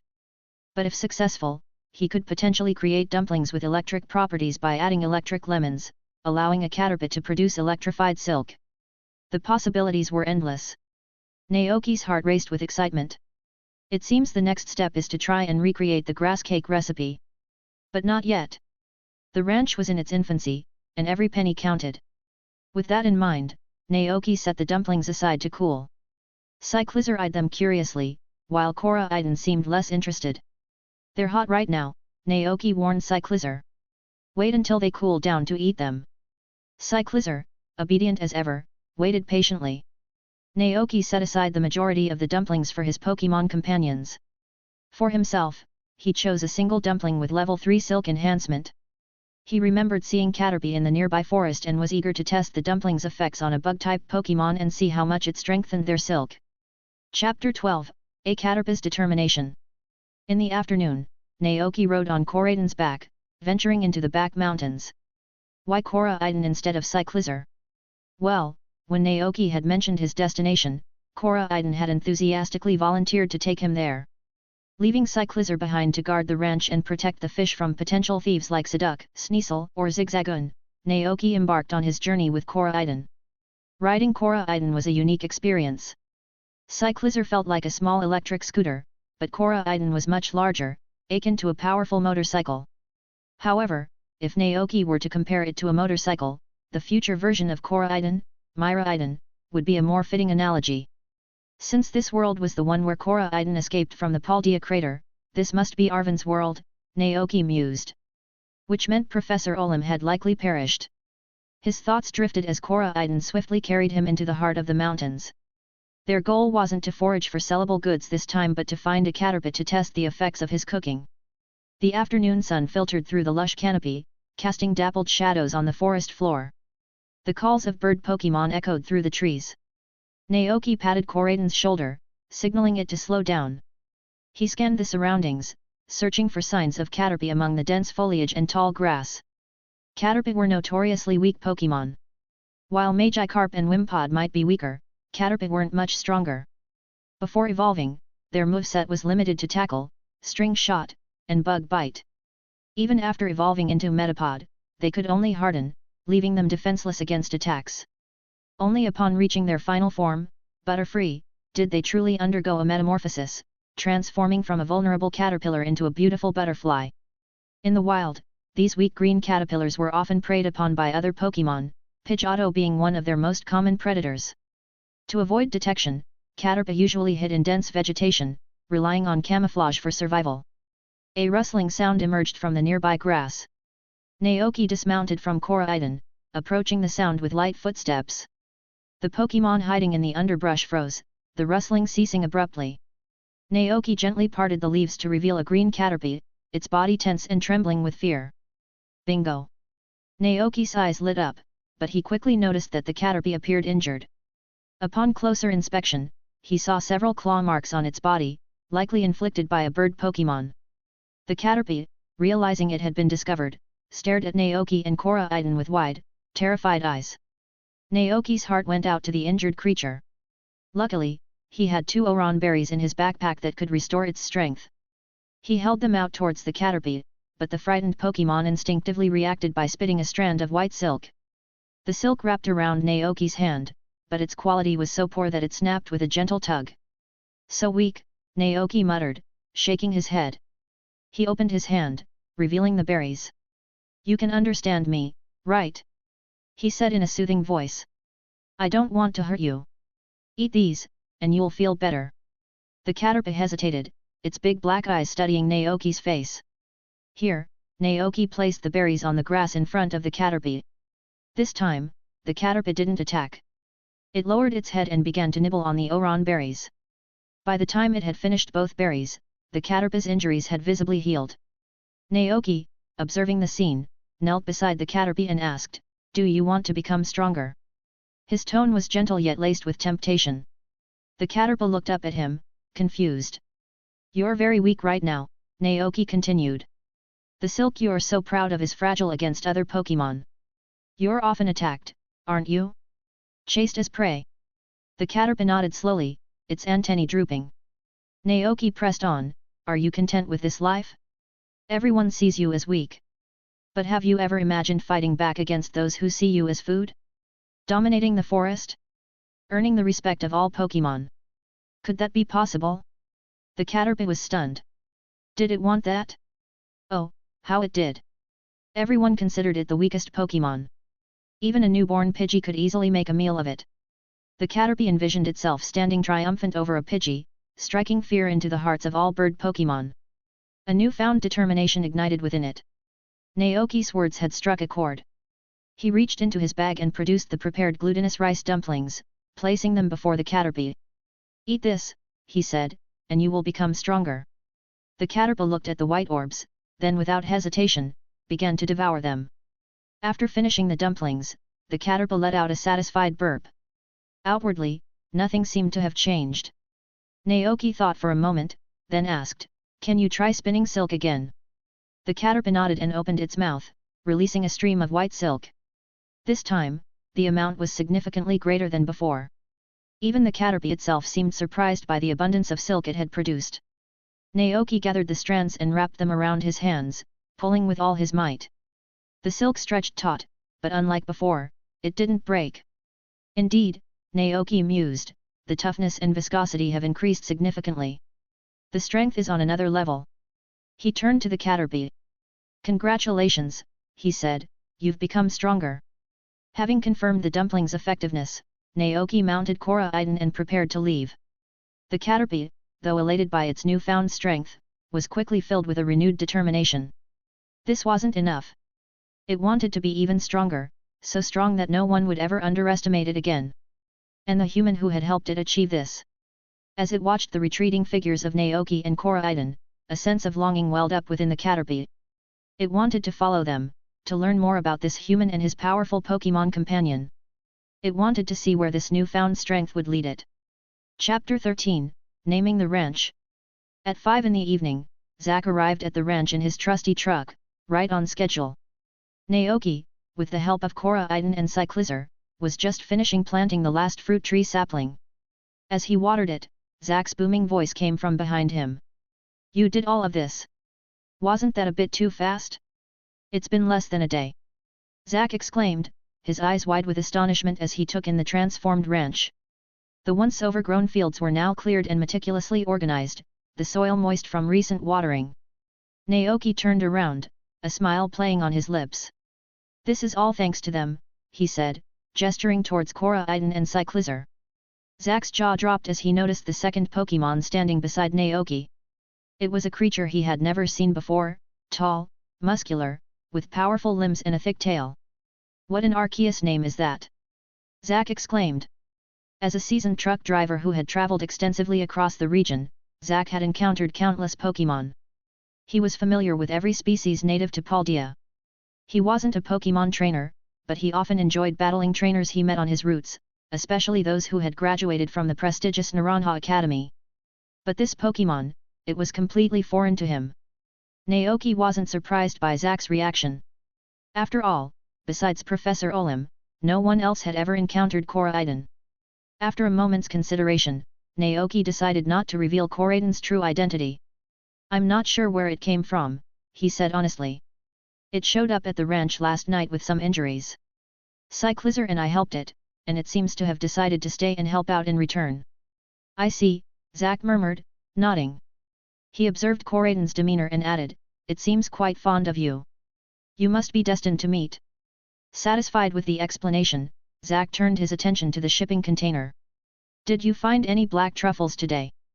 He asked, hoping to continue their profitable partnership. No truffles today, Naoki replied, but I did catch some fish.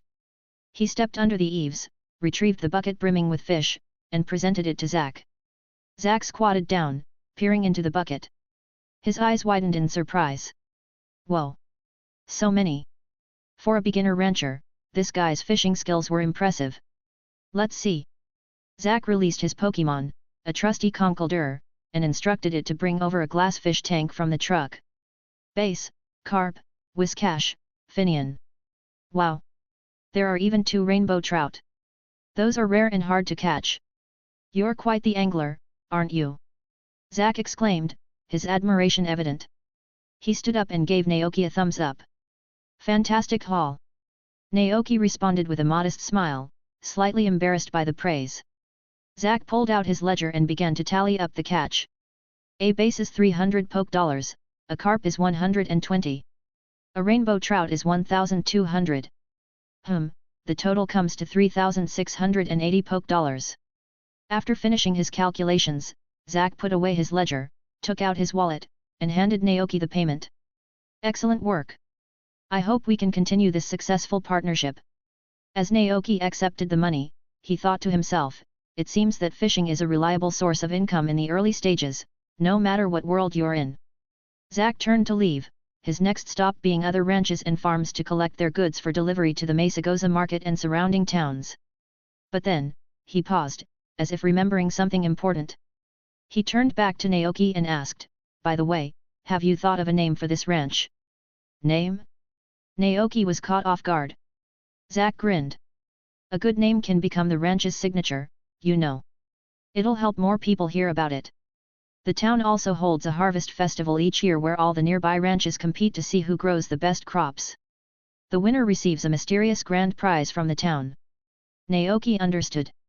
He hadn't yet settled on a name for the ranch, but he was always decisive. After a few seconds of contemplation, he declared, let's call it Naoki Ranch.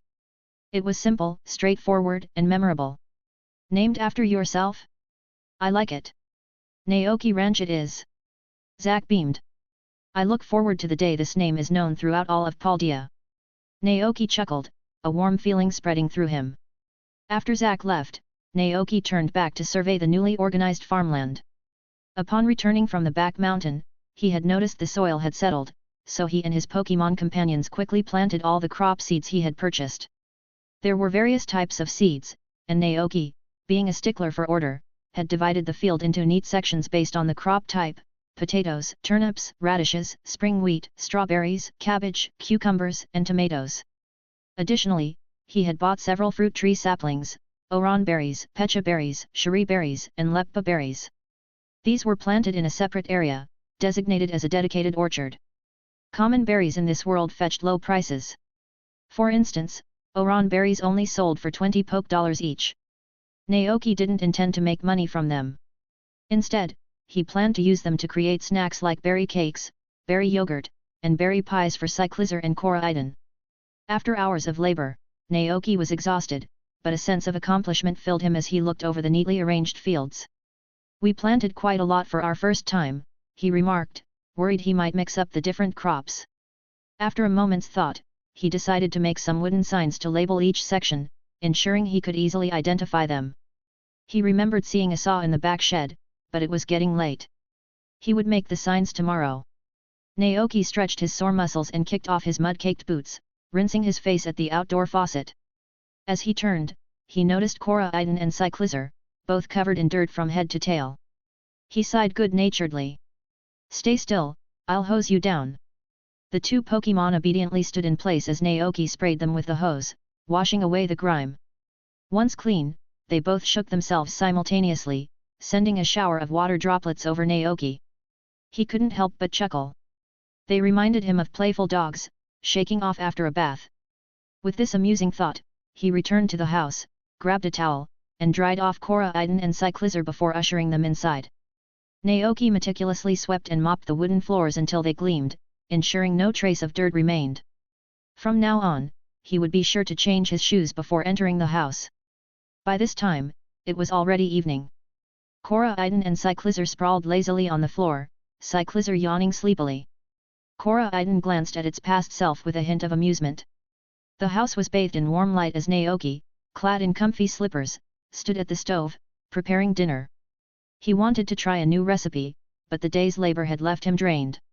He decided to keep it simple, quickly frying up a steak and assembling sandwiches with toast, lettuce, and ham. Dinner time, he announced, setting the plates in front of the 2 Pokémon. He then grabbed his own sandwich and settled at the desk, pen in hand, to complete the rest of his accounting for the day. Spring, year 198, day 6. Income, Fish plus 3,680. Expenses, 0. Remaining funds, 32,490. After updating the ledger and finishing his meal, Naoki flopped onto the bed with a contented sigh. Sleep. Chapter 14, A New Member. The following morning, Naoki awoke to the sound of rain drumming against the roof. Peering out the window, he saw a grey world shrouded in a steady downpour. Well, at least I won't have to water the crops today, Naoki thought, a small smile playing on his lips. The spring rain was a welcome sight, nourishing the newly planted seeds. With the weather being what it was, Naoki decided to stay indoors, opting to rearrange the furniture and give the old house a fresh look. He moved the desk closer to the window, allowing for a wider view while reading, and positioned the bed against the corner for a sense of security. As for the cupboard, Naoki circled it, contemplating its placement.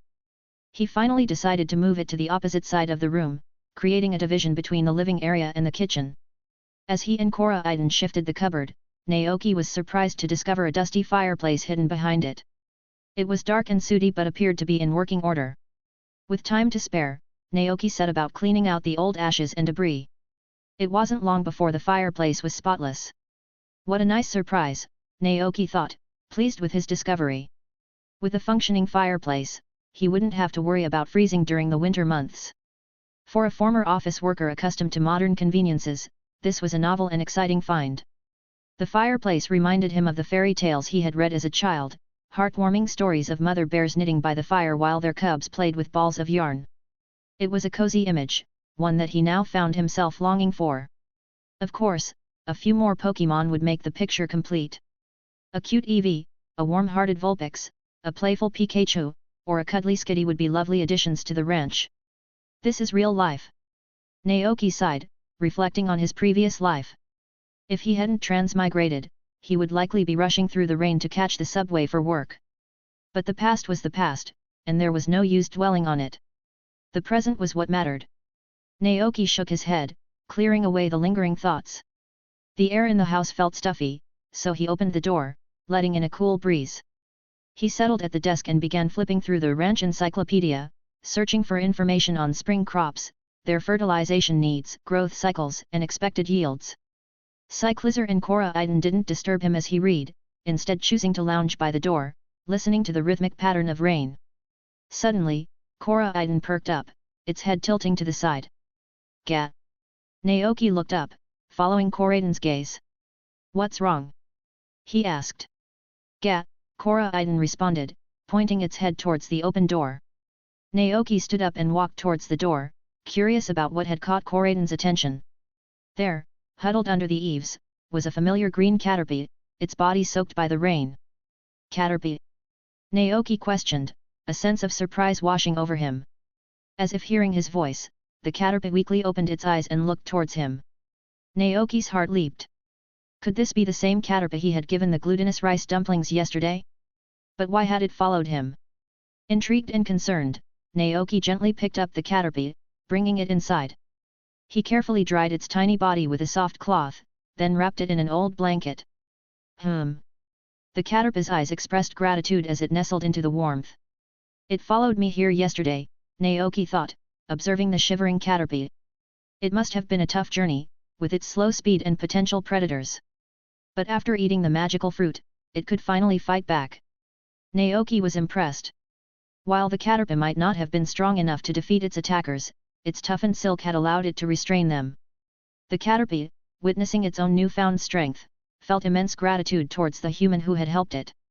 It craved further growth, yearning to prove its worth to the world. That desire had driven it to seek out Naoki. However, afraid of being a burden, it had remained outside, braving the rain. Naoki fetched a plate of warm oran berry juice, known for its revitalizing properties, and placed it before the Caterpie.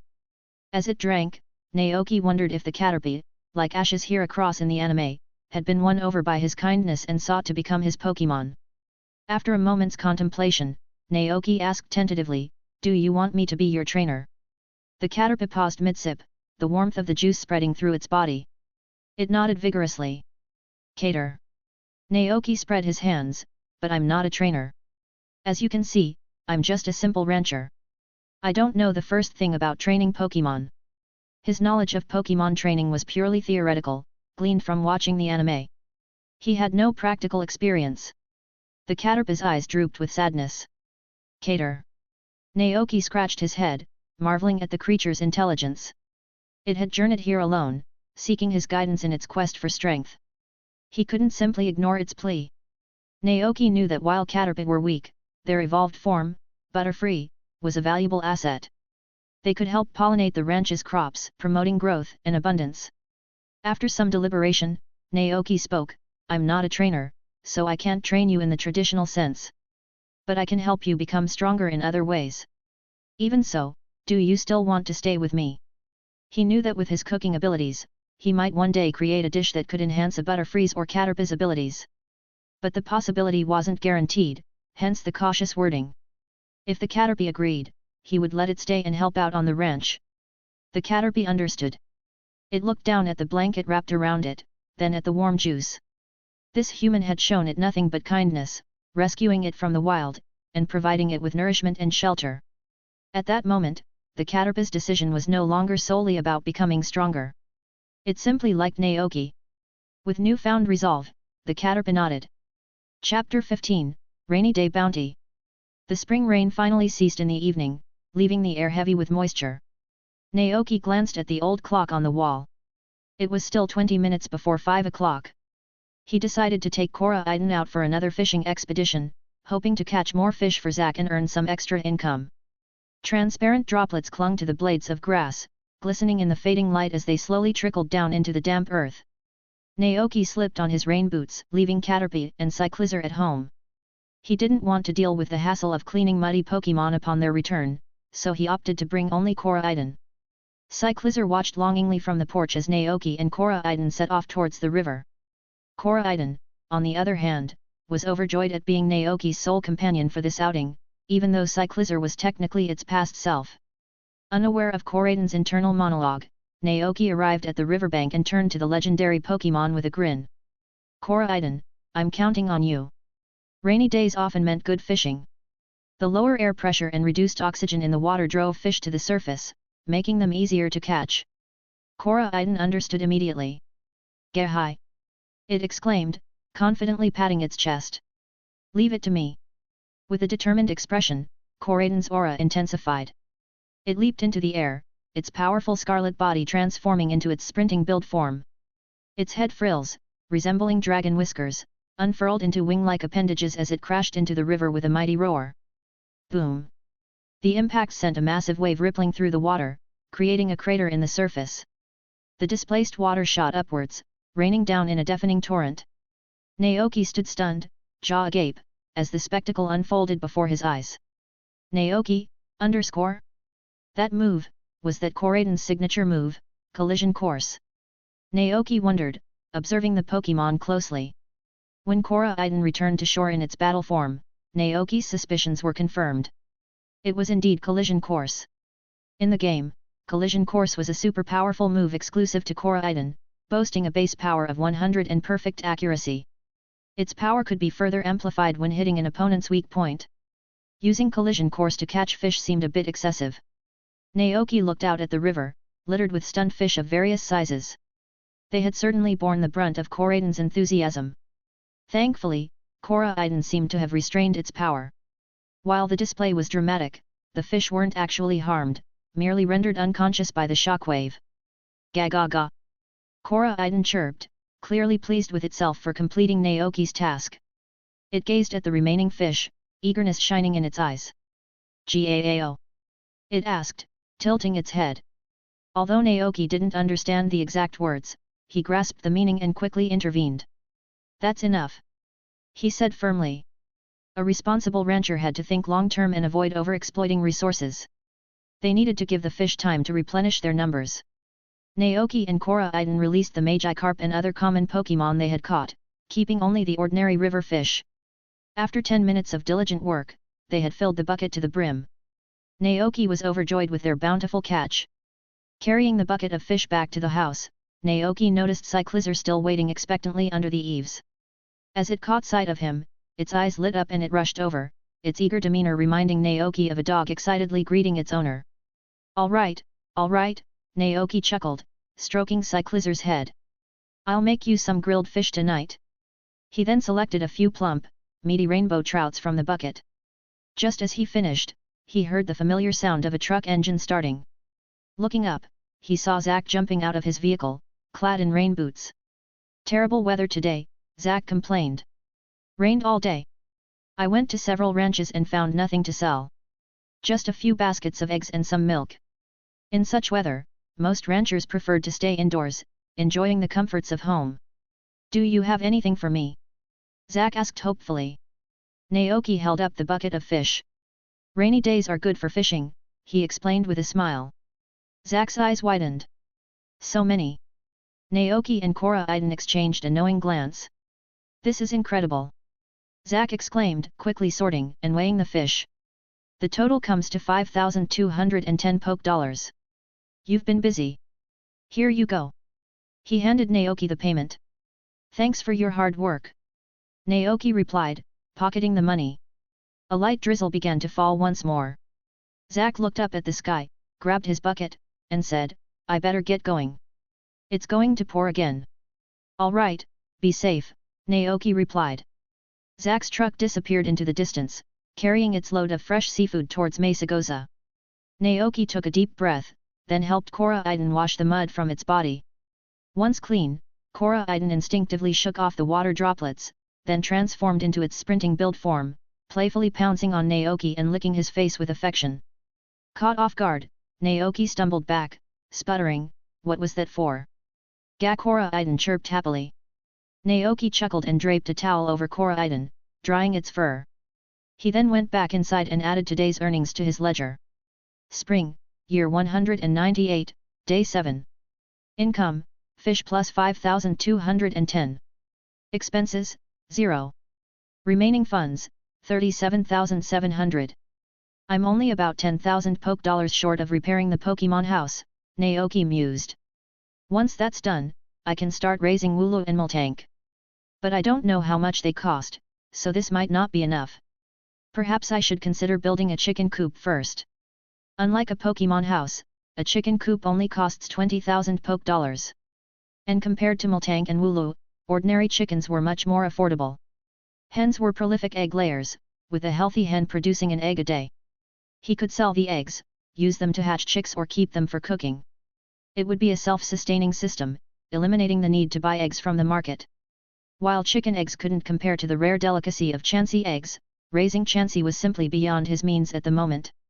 Raising chickens seemed like a more practical and profitable venture. With his decision made, Naoki resolved to visit the carpenter's shop when the weather cleared and commission Cora to build a chicken coop. He would officially enter the poultry business. Chapter 16, Fireside Feasts and Unexpected Gains. The rain had made the house feel damp and chilly. Naoki looked at his 3 Pokémon companions. Are you hungry? He asked. Gah, Coriden shook its head. Gah. Cyclizer followed suit. Caterpie chimed in, also shaking its head. They had been relatively inactive all day, and their lunch hadn't fully digested yet. All right, I'll cook later then, Naoki said. Before it got dark, he headed to the shed out back and got to work. With Coriden and Cyclizer's help, he chopped some of the collected wood into firewood for the fireplace, to provide warmth and combat the dampness. Next, he found some nails and wood, fashioned a makeshift workbench, and used a saw to cut the wood into planks and stakes. He then combined the pieces to create simple signs. Naoki checked the size of the signs and handed them to Cyclizer, intending to take them back to the house and paint crop names on them to label the different sections of the field. Finally, he crafted 2 more stakes and returned to the bedroom. Caterpie, can you give me some silk? Naoki asked. The Caterpie eagerly obliged, spitting out a strand of silk. Naoki wrapped it around the 2 stakes, creating a makeshift clothesline. Perfect. Now I have a place to hang my clothes. Naoki clapped his hands in satisfaction. Glancing at the clock, he realized it was already 7 in the evening. All right, dinner time. He announced to the 3 Pokémon. Before starting to cook, Naoki added the firewood to the fireplace and lit it. The flames danced merrily, soon warming the room. Naoki removed his jacket, remaining in his shirt as he moved to the kitchen area to prepare dinner. Tonight's menu was grilled fish, specifically rainbow trout. This type of fish was known for its tender, flavorful meat, lack of fishy smell, and minimal bones, making it ideal for grilling over charcoal. Naoki prepared the fish, brushing it with a thin layer of oil and searing it in a pan until golden brown on both sides. He then added a specially prepared sauce to the slit belly and finished cooking it over the open fire. The tantalizing aroma of grilled fish soon filled the room. Coriden and Cyclizer, who had been dozing lazily, perked up instantly, their noses twitching as they looked towards the source of the delicious smell. Naoki placed the grilled fish onto plates, the golden oil glistening on their surface. Beneath the brown skin, the tender, red flesh peeked out, its aroma mingling with the sauce to create an irresistible scent that filled the air. He glanced at the dish's information. Grilled rainbow trout, B. This delicacy is simply grilled over charcoal, retaining the fish's natural freshness. It's a dish you won't be able to resist. Cooking effect, major life recovery, instantly restoring physical strength and energy to optimal levels. Comment, a simple yet nutritious dish, suitable for all ages. Life recovery? Naoki thought. It was equivalent to a full restore plus a bottle of PP Max. Not bad at all. He couldn't resist taking a bite. The crispy skin gave way to the tender, melt-in-your-mouth flesh. The distinct flavor was utterly delicious, leaving him wanting more. As he reached for another bite, he felt two intense gazes upon him. Cyclizer and Coriden were watching him expectantly, drool pooling on the floor. Naoki chuckled and placed the remaining fish in front of them. Easy now, he chided gently, you're making a mess. Cyclizer and Coriden eagerly devoured their meal. Naoki then turned to Caterpie, who seemed uninterested in the grilled fish. Don't you want to eat? He asked. Cater. Caterpie shook its head. Naoki realized that fish wasn't part of a Caterpie's diet. They preferred fresh leaves and juicy fruits, consuming up to 100 leaves a day. Alright then, Naoki retrieved some berries from the cupboard, carefully cutting them into small pieces to create a fruit platter for Caterpie. The Caterpie's eyes lit up as it eagerly began to munch on the fruit. As it ate, Naoki checked the information about the platter. Fruit platter, see, this delicacy is made from a variety of fruits, combining different flavors that some Pokémon find quite appealing. Cooking effect, skill refinement. After eating, one of the Pokémon's moves will randomly change. Comment, a basic dish, easy to make, and a good choice for home or travel. Whoa! Naoki nearly choked on his own saliva. It could change a Pokémon's move. This simple fruit platter actually triggered such a special effect. Skill refinement sounded fancy, but it was a double-edged sword, a gamble on luck. In the game, when fed to a character, it would randomly alter one of their moves. The change could be positive, like increasing the move's level and power, or negative, decreasing the level and power, or even causing the character to forget the move entirely. Occasionally, it would lead to skill specialization, granting the move unique effects. In rare cases, it could even unlock a completely new move.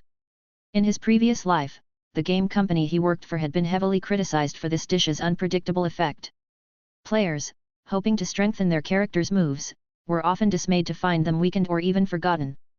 There was even a case where a player, after feeding the dish repeatedly, ended up with a character that had lost all its moves. The enraged player nearly stormed into the game developer's office with a knife. Naoki, remembering this, looked anxiously at the Caterpie, who had already consumed the fruit platter. It was too late to stop it now.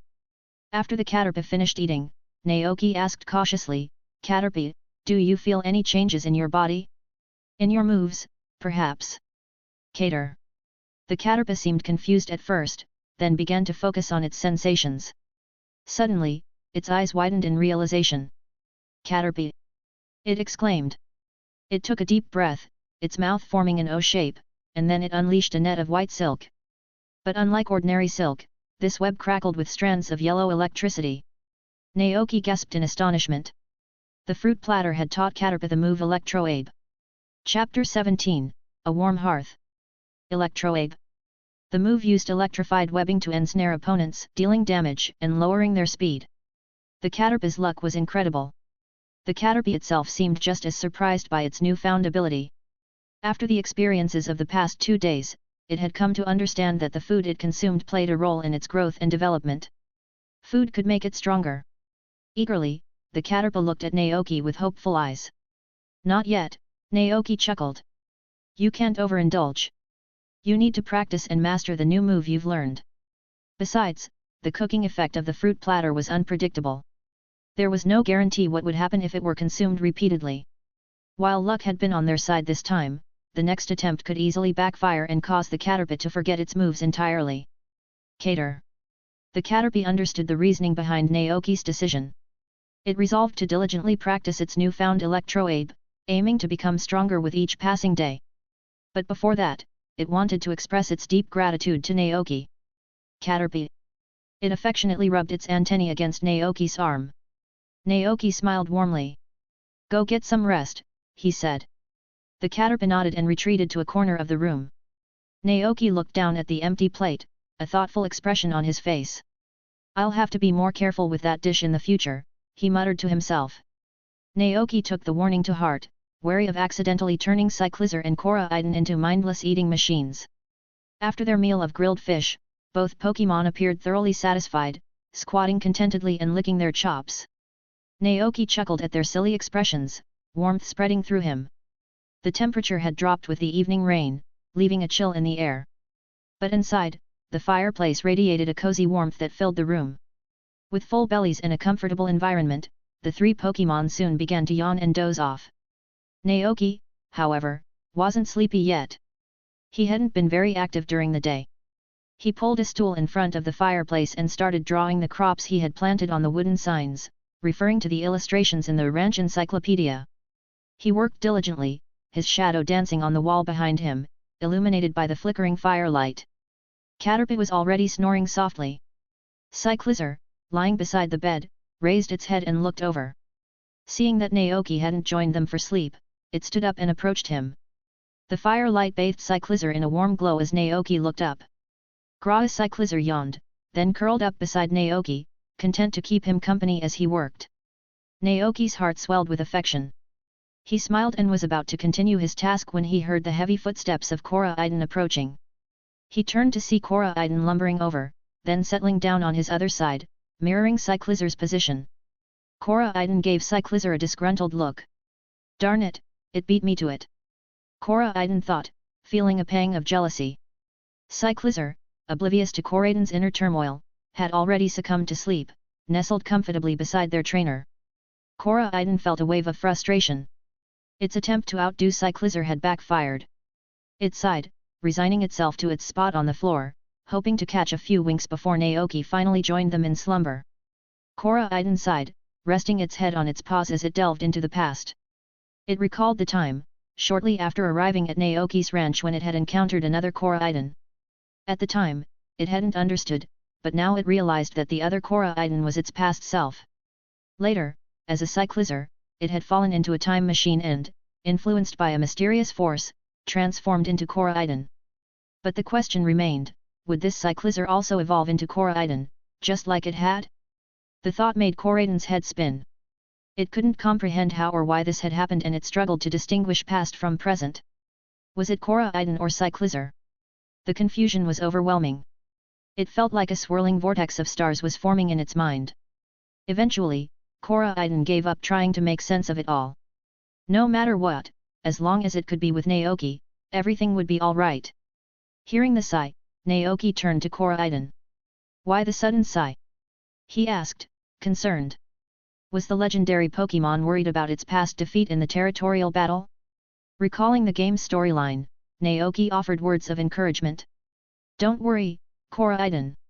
When you recover your full strength, you'll definitely be able to defeat that other Coriden. Even without the secret ingredient, Naoki was confident that his cooking could help Coriden regain its former power. Coriden tilted its head, confused. Gat. Naoki reassured it, don't worry, we'll find a way. Crack. Coriden's spirits lifted, and in a burst of affection, it lunged forward, showering Naoki's face with a torrent of slobber. Naoki pushed it away, wiping his face with a groan. Don't lick people randomly. He scolded. Coriden's expression immediately turned pitiful. Naoki couldn't help but chuckle. He couldn't stay mad at the adorable Pokémon for long. The following morning, the fire in the fireplace had died out, leaving a faint scent of ash in the air. The rain had stopped, and the sky was a clear, vibrant blue. Naoki stepped outside, inhaling the crisp, fresh air. He stretched his limbs, feeling revitalized and ready to start a new day. After changing into his work boots and grabbing the newly made signs, he headed to the fields. Dewdrops clung to the leaves, sparkling in the sunlight like tiny jewels. As Naoki worked, Caterpie emerged from the house and climbed a nearby tree, munching on fresh leaves while observing Naoki, Cyclizer, and Coriden as they tended to the crops. Determined to become stronger, not only to prove its worth to those who underestimated it but also to repay Naoki's kindness, Caterpie vowed to evolve into the strongest Butterfree it could be. It would become an asset to the ranch, helping in any way it could. After a few bites of leaves, Caterpie began practicing its newly acquired electroabe, weaving intricate patterns of electrified silk in the air. Meanwhile, Naoki, accompanied by Coriden and Cyclizer, ventured to the western side of the ranch. This area was still untamed, a chaotic mess of weeds and trees.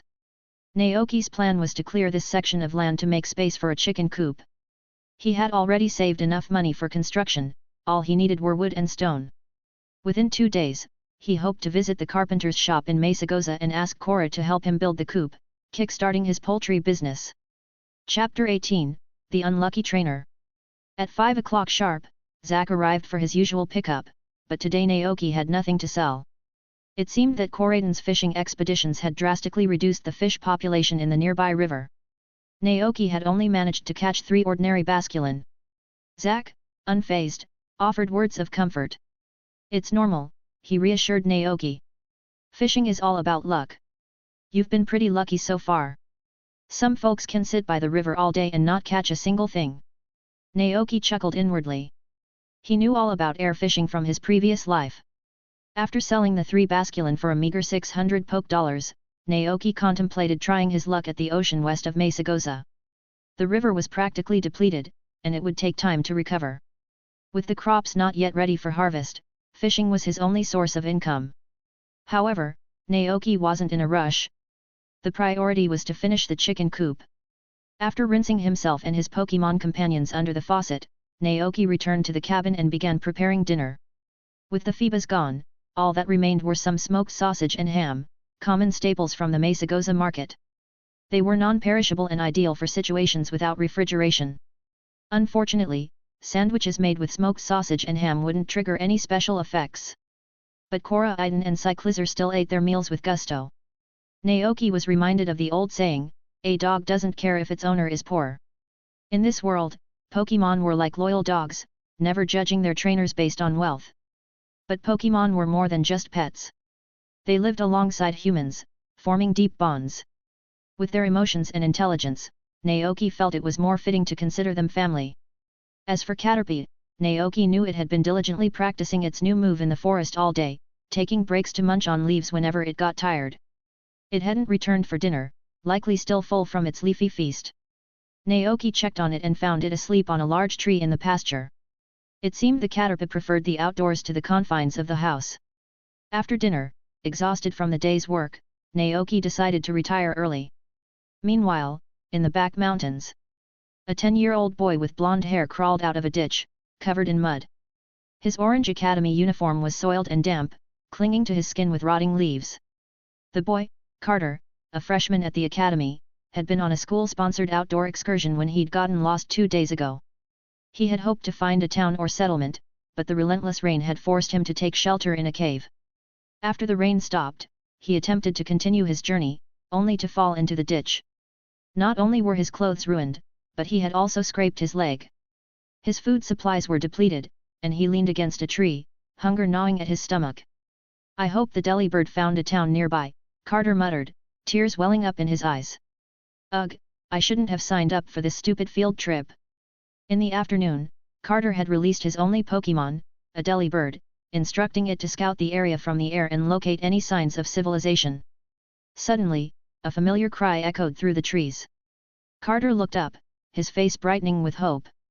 The delibird landed in front of him, proudly presenting a blueberry from the pouch it carried. "You found food for me!" Carter exclaimed, tears of gratitude streaming down his face. He hugged the delibird tightly. "Thank you so much, delibird." "BB." The Pokémon squawked, struggling to breathe in Carter's tight embrace. Thankfully, Carter quickly released delibird, took a bite of the berry, and regained his determination. All right. Let's keep going. Delibird led the way as Carter followed closely behind. After an hour's walk, a solitary wooden house emerged from the darkness under the moonlight. Is that a cabin? Carter was disappointed. He had hoped for a bustling town. But at least it was a sign of human habitation, a welcome sight compared to the wilderness. Delibird nodded, confirming it had detected signs of activity there earlier. It's better than nothing, Carter reasoned, approaching the house and knocking on the door. Hello? Is anyone there? Soon, footsteps approached from inside. The lights flickered on, and the door creaked open, revealing a tall, slender young man. Naoki looked at the mud-covered boy in front of him, surprise flashing across his face. Can I help you? Hello, my name is Carter, the boy introduced himself quickly. I'm a student at the Orange Academy. I got lost in the mountains. Could you tell me, is the nearest town far from here? Naoki assessed the situation. About 3 hours on foot, he replied. 3 hours. Carter's face fell. His energy was depleted, and he doubted he could make it that far. Naoki noticed the academy badge on Carter's chest and raised an eyebrow. Come inside, he offered. You're in no shape to travel. You can stay here for the night. Carter's eyes lit up with gratitude. Thank you so much. We won't stay for free, though. I'll pay for the room. Don't worry about it, Naoki assured him. It's just a small favor. He knew from the original owner's memories that hotel prices in this world weren't too expensive, the cheapest being around 200 poke dollars per night. He stepped aside, gesturing for Carter to enter. Overwhelmed with gratitude, Carter thanked him profusely. What a kind person. He stepped inside with Delibird, taking in the cozy interior.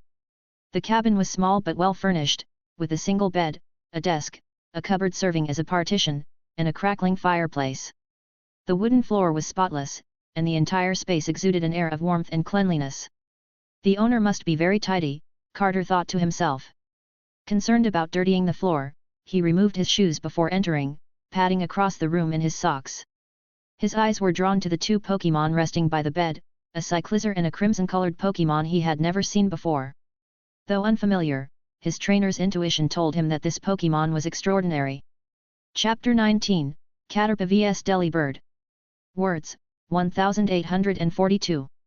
Carter's attention was drawn to Coriden, who was now yawning lazily. Naoki noticed Carter's curious gaze and explained, Are you traveling? He assumed, based on Carter's attire, that he was a wandering trainer, much like those he had seen in the anime. Carter nodded. Yes, I am. By the way, what should I call you? Just call me Naoki, he replied. I recently took over this abandoned ranch. Naoki understood the Orange Academy's liberal arts curriculum, which encouraged students to explore the Paldea region and challenge gyms instead of attending traditional classes. All right, Mr. Naoki, thank you for your hospitality, Carter said, noticing the single bed and pulling out a sleeping bag from his backpack. He unfurled it on the floor, glancing at Coriden from time to time. Finally, curiosity got the better of him. What kind of Pokémon is that? Naoki recalled that Coriden's name had been given by Professor Olim, the researcher who discovered it. The name might not yet be widely known. I'm not sure, Naoki answered truthfully. I encountered it recently, and it doesn't seem to be in the Pokédex yet. Carter's eyes widened with excitement. A newly discovered Pokémon. Mr. Naoki, did you catch it? Naoki looked at Coriden. Catch it? He repeated, unsure if that was the right term. Wow! Carter exclaimed, his voice filled with envy. You must be a very skilled trainer, Mr. Naoki. Naoki shook his head. No, I'm just a rancher. Carter looked unconvinced. The aura emanating from Coriden was incredibly powerful. How could someone capture such a Pokémon without being a strong trainer? It was common knowledge that catching a Pokémon required defeating it in battle, proving one's strength and earning its respect. Only then would a Pokémon willingly enter a Pokeball. Naoki, unsure how to respond, glanced at the clock.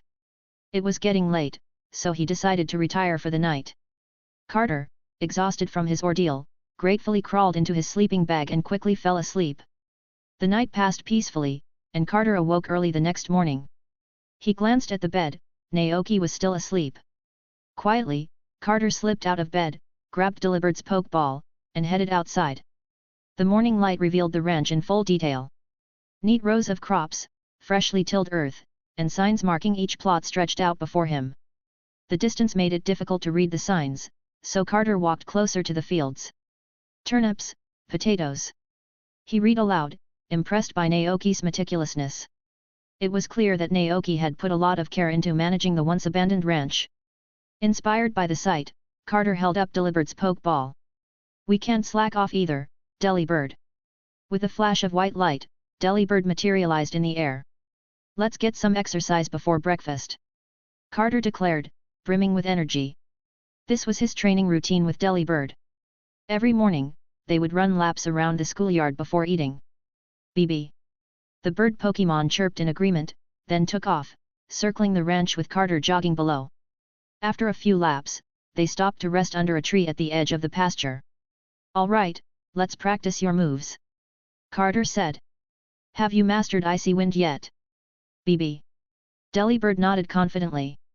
Just then, Carter noticed a wild Caterpie perched on a branch above them. His eyes lit up. "Delibird, let's battle this Caterpie." "BB." The Caterpie, hearing the commotion below, looked down with a calm gaze. "Wanting to battle?" The Caterpie met Delibird's gaze without a hint of fear. Seeing Caterpie's readiness, Carter issued his command, "Delibird, use Icy Wind." "BB." A surge of icy energy gathered around Delibird as it flapped its wings, sending a blast of frigid wind towards the Caterpie on the branch. Even though ice isn't super effective against Caterpie, Delibird has been training hard. Its icy wind should be much stronger now. Defeating a Caterpie shouldn't be a problem, Carter thought confidently. Everyone knew Caterpie was notoriously weak, with little defense against other Pokémon besides spitting out fragile silk threads. He watched the icy wind attack with anticipation. However, the next moment, the Caterpie surprised him. It calmly faced the oncoming attack and swiftly spun a web of silk in front of itself. The amount of silk was astonishing, forming a seamless shield in mere seconds. The icy wind collided with the web, freezing it solid. But the frozen web, now shaped like an umbrella, shielded the Caterpie behind it. "What?" Carter exclaimed, taken aback. Before he could react, the icy web shattered, and a large net crackling with yellow electricity shot out from behind it. The Delibird, caught off guard, was hit by the electrowave. A surge of electricity coursed through its body, causing it to cry out in pain. Its eyes rolled back, and it fainted. Carter stood frozen in shock, disbelief etched on his face. If he wasn't mistaken, the move Caterpie had just used was electrowave. But how was that possible? Is this even the same Caterpie I knew?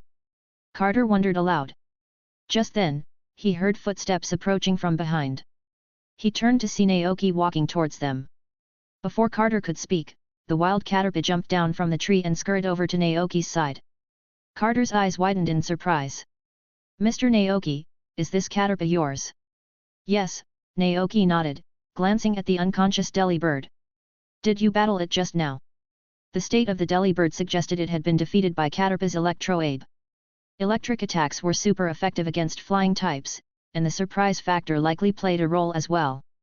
Carter blushed, embarrassment washing over him. "I'm so sorry. I thought it was a wild Pokémon." Naoki was about to respond when a brilliant white light enveloped the Caterpie. Its body began to transform rapidly. The once soft body hardened, its numerous legs disappearing, replaced by a smooth, crescent-shaped form. A green bump appeared on its back, and its black eyes half closed. As the light faded, the Caterpie was gone, replaced by a brand new Metapod. Carter's jaw dropped. "It evolved." Naoki smiled. "I suppose you helped it achieve its evolution." "No, I can't take credit for that," Carter stammered, still in shock. Naoki picked up Metapod and began walking back to the cabin. "Let's head back inside. Your Delibird needs some attention." Carter followed, his mind racing with questions. Naoki looked down at Metapod and said, "Congratulations on your evolution." Metapod, unable to speak or move much in this stage, simply blinked its eyes in acknowledgement. In the wild, Caterpies typically sought out a safe location before evolving, hanging themselves from a branch with their silk. This Caterpie, however, had instinctively sought Naoki's protection, trusting him to provide a safe haven for its transformation. Naoki, understanding this, asked before placing Metapod down, would you like to stay inside or outside? If you want to stay outside, just blink once. Metapod blinked slowly. Naoki nodded. Alright, I'll make a box for it later. Metapod blinked gratefully, unable to express its thanks in words. Naoki placed Metapod on a soft blanket and turned his attention to Carter's Delibird. The bird Pokémon was still unconscious, its body twitching slightly from the residual electrical energy. Just mix cherry and pecha berries together and feed it to Delibird, Naoki instructed, retrieving the berries from his basket and preparing a mixture for the injured Pokémon. Soon, Delibird opened its eyes blearily, regaining consciousness. Carter breathed a sigh of relief, but then his thoughts returned to Caterpie's impressive display. Mr. Naoki, he asked, still in awe, how did you do it? Naoki was confused. Do what? How did you train that Caterpie to be so strong? Carter clarified. A bug-type Caterpie defeating a ice-flying type Delibird in one move was astonishing enough. But the fact that the Caterpie used Electro-Abe, a move it shouldn't naturally know, was even more unbelievable. Unless someone had specially trained it, there was no way it could have learned such a move on its own. But even then, it would be incredibly difficult, requiring a secret technique to teach a Caterpie, a Pokémon without any inherent electrical abilities, to use an electric-type move. Even a top-tier trainer might not be able to pull it off. Carter's mind raced. Naoki had captured a mysterious and powerful Pokémon and taught a weak Caterpie to use Electro-Abe. Mr. Naoki must be an incredibly skilled trainer. Naoki, however, simply smiled awkwardly. That was all Caterpie's own effort. It's a very special Pokémon. This wasn't entirely untrue. Besides feeding Caterpie, Naoki hadn't provided any training. The Caterpie's growth was a result of its own determination and a bit of luck. Both hard work and fortune were necessary for a Pokémon to reach its full potential. Carter nodded knowingly, interpreting Naoki's response as a humble refusal to divulge his secret training methods. Naoki, sensing Carter's assumptions, decided to change the subject. It's getting late, he said, rising to prepare breakfast. He kept things simple, making sandwiches with smoked sausage and tomatoes from the Mesagoza market. Coriden and Cyclizer enjoyed their meal, as did Carter and Delibird, who expressed their gratitude with happy chirps. After breakfast, Carter prepared to leave. He needed to restock his supplies in the nearest town before returning to the Orange Academy. He stood at the edge of the ranch with Delibird, waving goodbye to Naoki. Thank you so much for your hospitality, Mr. Naoki. I won't forget your kindness. I'll come visit again with Delibird when I have the chance. Naoki nodded with a smile. Safe travels. Carter waved enthusiastically, then turned and ran towards Mesagoza. Naoki watched him go, feeling a sense of kinship with the many supporting characters Ash encountered in the anime. They would offer assistance to passing trainers, sharing stories of their journeys and Pokémon, before parting ways to continue their own lives. Shaking his head with a smile, Naoki waited until Carter was out of sight before turning back to the shed. It was time to build a home for Metapod. He used a saw to cut the wood into planks, then assembled them into an open-top wooden box, securing the pieces with nails. He lined the box with fresh leaves and placed 2 pecha berries inside for sustenance. Then, he gently placed Metapod inside and hung the box under the eaves, out of the rain. The open design allowed for ventilation and provided Metapod with a view of its surroundings. After evolving from Caterpie, Metapod no longer needed to battle to grow. Its entire pupal stage was dedicated to preparing for evolution.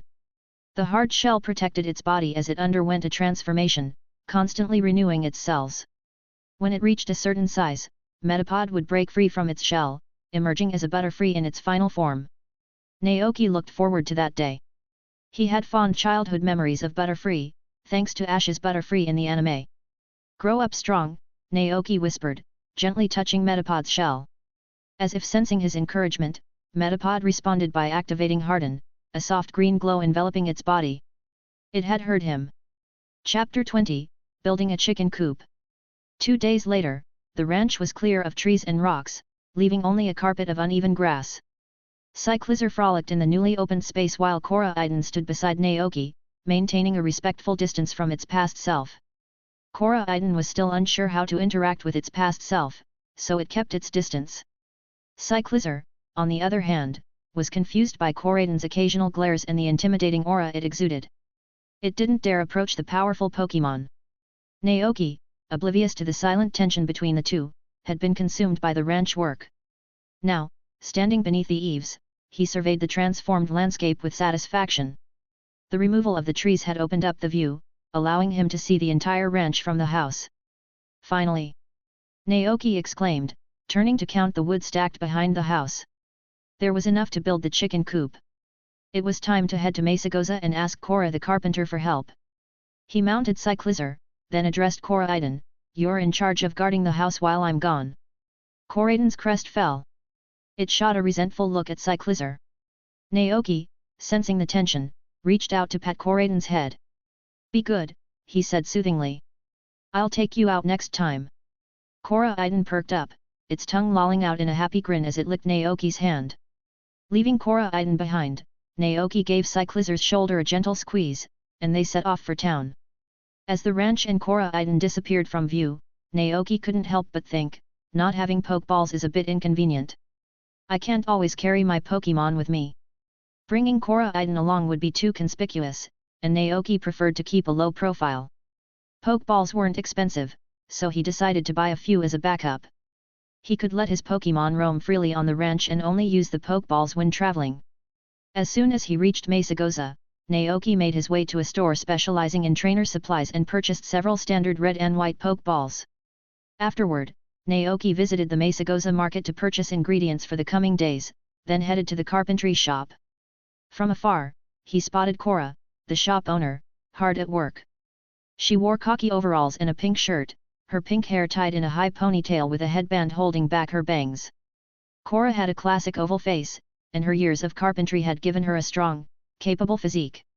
She exuded an air of warmth and competence. She was sawing wood when she heard footsteps behind her. Turning around, she immediately recognized the young rancher. "It's you." She greeted him with a smile. "The weather is lovely today. How's the ranch coming along?" "Almost done, Ms. Cora," Naoki replied, then explained his reason for visiting. "I'd like to ask you to build a chicken coop for me." Cora's eyebrows rose in surprise. "So soon? It hasn't even been a week, has it? Have you saved up enough money already?" Naoki nodded, grinning.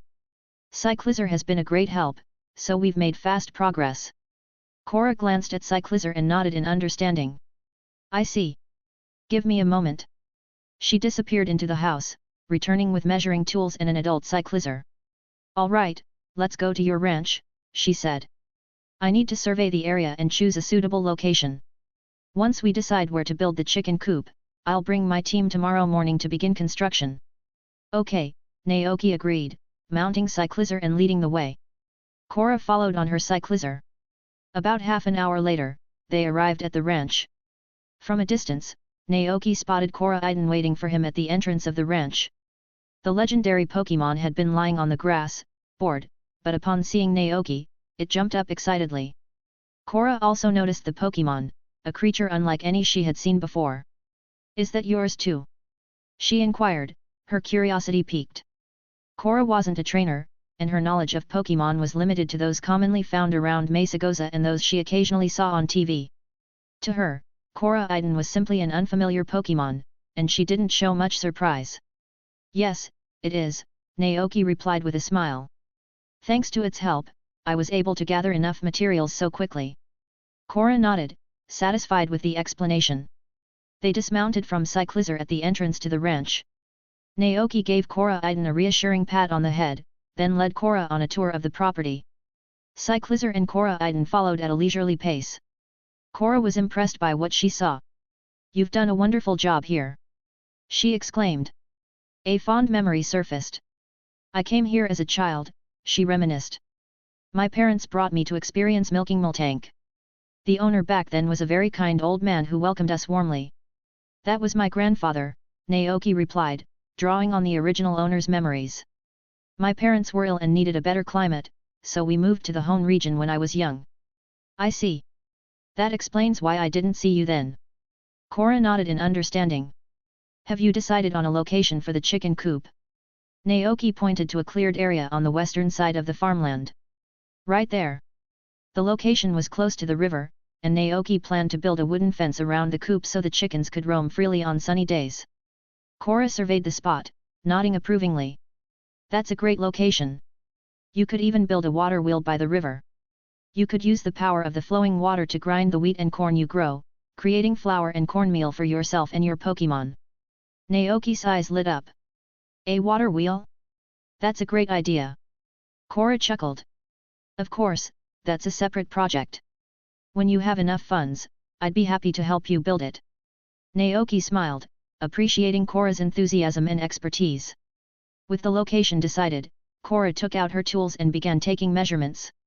Once she had gathered the necessary data, she continued her tour of the ranch, guided by Naoki. After all, they would be working together closely in the future, so it was essential to understand the layout and discuss potential plans for the ranch's development. Thanks for listening.